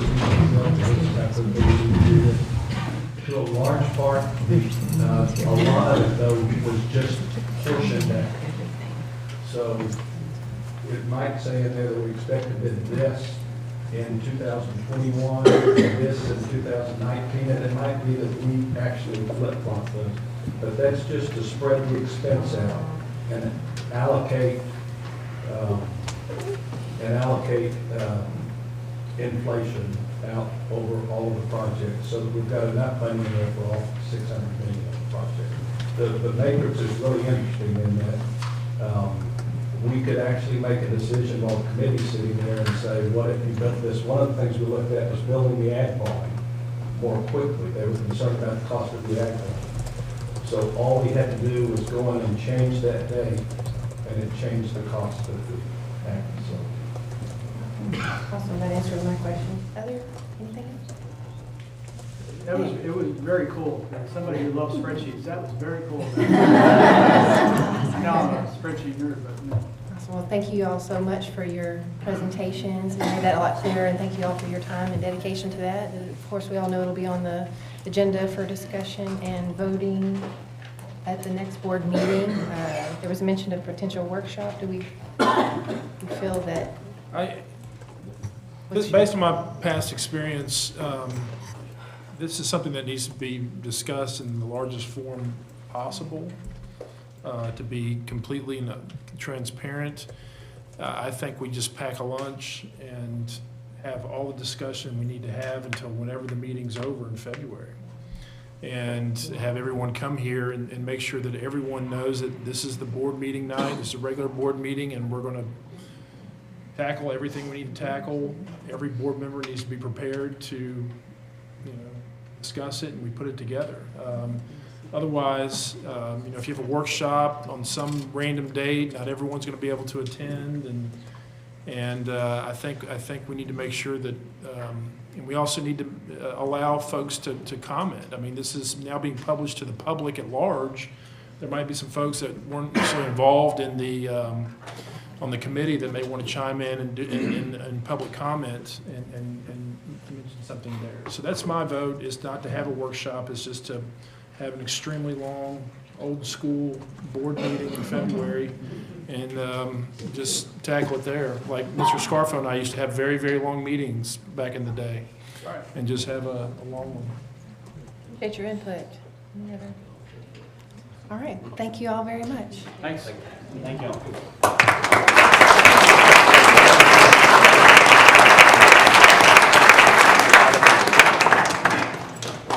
All right, that brings us to item 4, our consent agenda. So we'll move through these items, see if anyone needs to pull. We're starting with item 4A, approval of minutes. 4B, tax refunds. 4C, budget transfers and amendments. Pull that one. 4D, goods, professional services, and non-construction services exceeding $50,000 in the aggregate or $25,000 individual. Item E, approve and ratify the purchase of the large kitchen equipment for Kingwood High School. Item F, Welcome Center renovation design development selection. Item G, District Innovation Plan amendment. Want to pull that one? Item H, approval of new course offerings at middle and high schools for 2018-19. Cool. Item 4I, staff development waiver for the 2018-19 school year. Item J, TASB policy update 109. Item K, escrow agreement for Timber Forest roadway incentive arrangement with LH Groves LLC. Item L, instructional support center restorations. Okay. We'll read those back as a motion. Mr. Yes, Madam President, I move that the board approve the following items by consent. Item 4A, 4B, 4D, 4E, 4F, 4I, 4J, 4K, and 4L.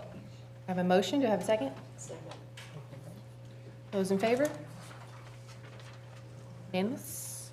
All right, we'll go back, brings us to our action items, which are now starting with item 4C, budget transfers and amendments. Do I have a motion? So moved. And a second? Second. Okay, I have a motion and a second. There's discussion. I believe Ms. Dixon, you pulled that. Yes, okay, so the fund balance will decrease by $570,000 for the 10 additional positions that were added for growth. I just wanted to know, wanted Dr. Fagan, I guess, to share a little bit about where the growth happened and where that money is going to be allocated. It has not happened. It hasn't, and actually,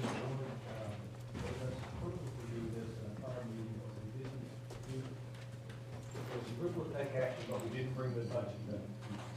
But as we start into a school year, we get fully staffed for what we know we need, and then we like to come back to the board and say, look, in case I need to get a second grade teacher in here next week, we want the superintendent to have the latitude to position, and as we do use up those positions, we notify the board. I think we're still at second or eight. Somewhere around 8 or 9. Last year, we had 15 additional positions approved, and we did use one of them. And what we do then is we retire those and come up and complete the budget. So the number 10 then, so where did that come from? Just based on historical data? We all sit around and say, in a very scientific way, what do you think? 10 or 12. We're generally probably gonna do it in round numbers, even multiples of 5. And this year we felt like it was gonna be a little bit more than Okay, and is it typically done in January? I mean, because we made a budget amendment in December, so I was just trying to understand, I guess, the timing. This actually, we came to you, this is an error Right. on our part. Okay. In not getting the financial part of what the board approved way back in probably September, in September. Okay, okay. This was just kind of our cleanup. Okay, thank you, Mr. Sell. Is there any other discussion? Mr. Sid? So just kind of for clarification, this is really just moving money from one function category to another as a placeholder in case we need it.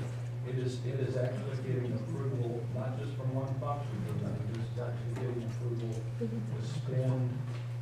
what is the amount of that increase? $570,000. $570,000. It is given approval to spend up to $570,000 more than was approved in the originally adopted budget, if there's a need to do that.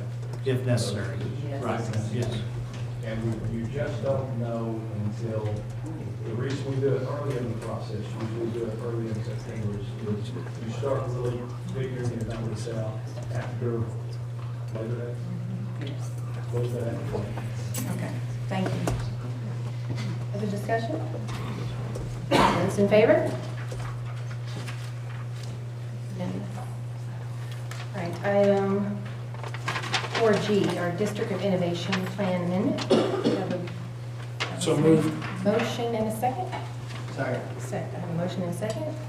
And I have some discussion, I think Ms. Dixon.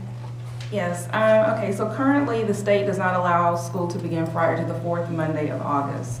So I see the rationale listed on the documents that we have. But in the past, we have not had any issues complying with the state, especially when you're focusing on completing the semester by December. So I just want a better understanding of why we're choosing to use the DOI in this way.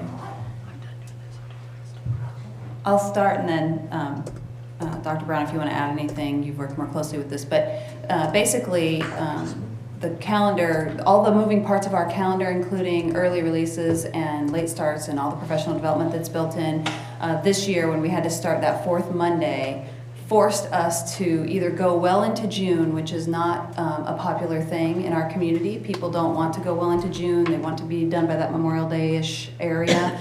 And so instead, we had to lengthen the school day, if you remember, in order to accommodate all the required minutes, et cetera, within all of the pieces of our calendar. So this would give us flexibility to move back a couple days in the event that we want to finish before we get well into June. And that was really the sentiment of the calendar committee, the staff, the principals, and others, that there's a lot of things that happen in the spring, and AP testing, IB testing, all those kind of things, and they conclude, and then the year gets long on the other end. They'd rather have the time up front, honestly, to be prepared for all of those things and have more first semester time. The semesters are imbalanced. So it's really just a way for us to be able to, if that's the view of the committee, to be able to move that front end back a little bit and balance out the year better. Okay, and when you say that, do you mean, like you said, a couple of days? I mean, is that what you're kind of looking at, or are you talking about a week? We could move it as far back as we wanted. And so what Right. this allows us to do, I don't think, we would go back to August 1st or anything, but I think you could look at like maybe August 20th or 22nd, starting a week earlier, because the two semesters really are imbalanced at Lawrence Day. And all this does is it gives us and you as a board and the calendar committee the option to even explore. And so the calendar committee, if you approve this, we'll explore those options, and then we'll put those options out to you all to look at and to the community, and just get feedback and see there may not be interest in it, but we can't even explore it now. I mean, because I just did some research and I went back 4 years, and we've always started on the fourth Monday. We've always finished the semester in December, and then we finished the very beginning of June or right after Memorial Day. So I was just trying to understand a little clearer about what has shifted. Well, it would give more days in first semester. Okay. So it would certainly give us that opportunity to look at, even if we started a week earlier, that's 5 more days in first semester compared to what we have in second semester. So it really does try to do a little more balance with the two semesters. It's just, we're just asking to give that option, let's explore it. Create the flexibility, yeah. Just create that flexibility and let's take. That was also when we did the calendar when was that, summer, whenever we approved it last year, that was the big complaint, is that we didn't even have that option for the public to look at. And so we caught a lot of flack as a board for that. We said, we can't do it. And so the idea, we even talked about at that time, let's amend our DOI to at least give us the option to put it out to the public, let them vote on a calendar option that starts a week earlier. That was the idea. And so we've been talking about this since we approved the last calendar, last year. Okay. Mr. Sitton? And that is, just to kind of add on to that, that is one of the things that we have talked about since the the Districts of Innovation came to be, is the added flexibility on curriculum, on when the calendars and so forth. But Dr. Brown, we got an email today with either options or suggestions of how that would look. And so you were only talking about adding 5 school days or 3 school days potentially with just the options that we were looking at. So instead of the 27th, the 20th, or the 22nd, Starting the something like 20th, that. what would that calendar look like? Or starting say Wednesday the 22nd, what would that calendar look like? So I assume those were just examples because the calendars committee hasn't. Well, the calendar committee has met. Okay, all right. So we've just been talking about, well, Those are some ideas that they were what could giving. it possibly look like? So we've been planning. Okay. I guess personally, my concern with that is when you start the school year a week earlier, that also adds other things earlier. So if you have roundups earlier, now they're earlier in August in the summer, student council camp before you go to school, orchestra camp before school. So it adds up, now you're starting things at the beginning of August, which is cutting into family vacation times, or if people have older children that you're trying to get back to college, you can't take your whole family to get that kid back to college, which is a family experience. I understand the flexibility need, and I do like the school year ending, the full semester ending in December, but, I have a little reluctancy about how many days that would look like, so, thank you. Sure, thank you. My question had to do with, and this is just me trying to understand the Texas Education Code, because in our current DOI plan, we're already exempt from Texas Education Code 25.081. So is 25.081 a whole different section? Okay, so, because my assumption was that it was like a subsection. And So if we were- looked at that last year, and we said, well, did we inadvertently, no. We specifically only changed, I believe, 3 things with our first DOI, and that just so we can operate the way we've operated in the past with the early, later arrival release and a few other things. And so that's the only reason why we did that DOI. To change our DOI, it has to go through the process again, and it starts with the board vote. And so to change the calendar days, we have to start it with this process. So it referenced board policy AF legal. My question was too, whether we needed to look at EB local that had to do with school calendar. I guess it's generic enough that the superintendent shall be authorized to approve variations from the board adopted school calendar as necessary.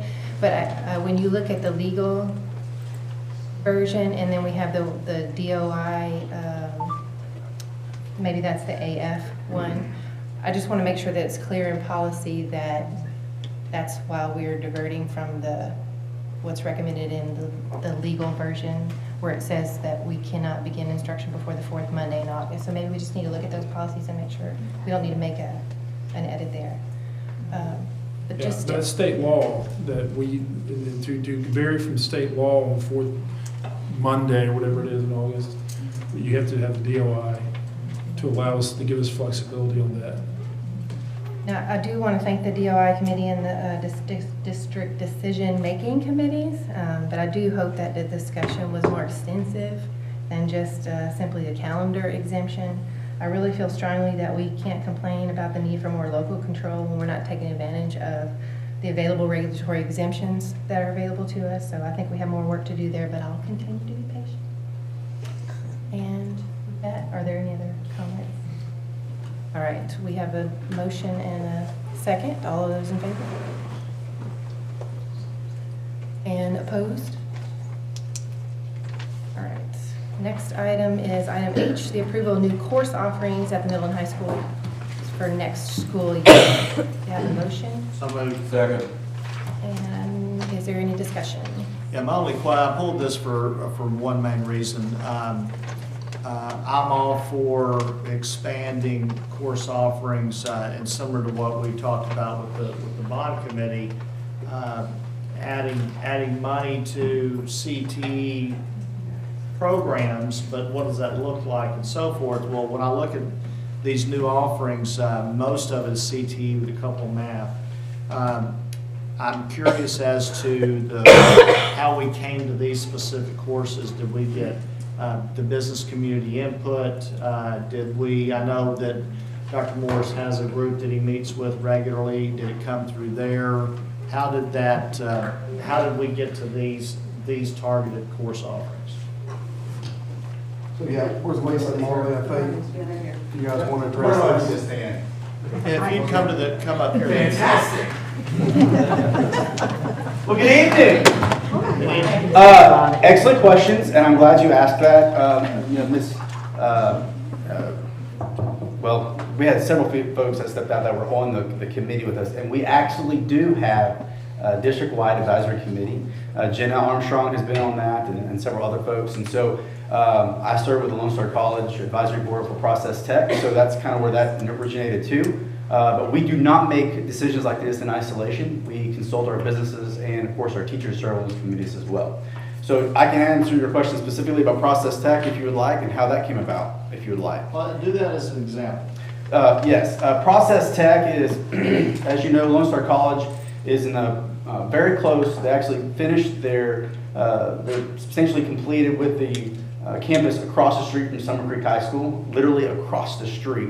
And so the dean reached out to the district and myself and wanted to explore some options for our students participating in that. So it started probably 2 years ago, me serving on her board and get to know what that Process Tech would look like for our students. The folks here at Humble ISD, the coordinators, myself, sat down with the college, identified a course plan that students would follow. And then at that point, we'd have something to take back to our advisory committee. We pitched it to our advisory committee, got their feedback. It was overwhelmingly, yeah, we need to do this based upon job outlook, potential wage earnings, that kind of stuff, and student interest, that kind of thing. And the advisory committee approved. And then we go to another group of individuals in our district, the course selection committee, and we pitch it to them as well. And that was approved as well. And Lisa's the chair of that, and she can speak to a little more detail if you like that as well. As a follow-up, will these, I know there's a partnership with Lone Star, and there's, I think, 3 courses. There's a petrochemical safety course, the process technology, and the practicum in manufacturing. Will the students have to go to the new campus in order to take these courses? Because it appears that they're getting dual credit and credit going towards their Associates of Applied Science with some of these. So will they have to go to that campus in order to do it, or will we house these courses on our home campuses? It is a very expensive program. They will have a simulation, a miniaturized process center. So it is not in our financial best interest, obviously, to house that ourselves. So they will go across. It'll be available to all of our students, high school students in the district, not just Summer Creek. I want to be clear about that. It will be taught by their folks. So our students will go to their facility. They're being fantastic with us. They're actually starting earlier so that our students have an opportunity during that 7 a.m. kind of block there to go over and fit this into their schedule. How will we market these courses? Well, we have CTE Expo coming up. That's where we first initiate, well, not just first, but we have folks on site. That's the week of the Livestock Show and Rodeo. We've seen many of y'all at the Expo. That's where we have the actual teachers will be there from Lone Star College to speak to our students. We pitch it very heavily in Bridges, which students all access during this month. This is the big month for Bridges access for our students all year, but especially this year, or this month. And so students can look and see what that looks like. We've also, we rely heavily on our counselors. We market to our counselors so the counselors can tell the students. And then CTE folks go out to nights at the campuses. We have 2 Thursday night, in fact, that we will be there on site for the parent nights. So all of those things in conjunction, and we push as much as we can. Not just with process technology, but I wanted to add to that our as young as elementaries, the CTE team has a little it's a road show. Road show that they go to at the elementaries. Almost all of our elementaries now have career days and those kind of things, so that we're starting to do exploratory work early with them. And then Marley's team takes our counselors across the district and school buses to look at each facility, and so that they really understand what it is that we have to offer, which is a lot. I was surprised to see integrated athletics on here. Don't we have that already? We do, sometimes we have underground courses. What I mean by that is we've been. I don't want to having hear it. that, Lisa. I don't want to hear that. We've been having it, but we haven't had a state ID number for it. So students have been getting local credit. Okay. And so we worked with our special ed team to be able to do that. So now students will get the same kind of credit that they would if they were in football or basketball or baseball or those kinds of things. So we're using the state ID for sub-athletics. Okay, I only have one other comment, and it would have to do with I always am intrigued when I see the endorsements. I always want to know our trends, and there's the foundation, school program, whatever, I don't know what all the different ones are. And then they have endorsement areas. I like to see, not just in response to this request, but like, what are the trends in those enrollments? What are our students taking? And really, to me, that would come when we start having our budget workshops, right, as supporting information to those budget recommendations. So, I'd like to see that. We could get to you tomorrow, but part of what Bridges, which is Yeah, you're going through that process now. line-based program, Yeah. but we had a report that was run at the end of December about which endorsements our students have selected so far. So we do know what percentage of students are getting endorsements and where, and we sit down and look at that all the time. All right, we have a motion and a second. Those in favor? Awesome. That brings us to item 6A is our financial services report. That's available for questions. There are none. We'll move to any items for future board business. There being none, we are now adjourned.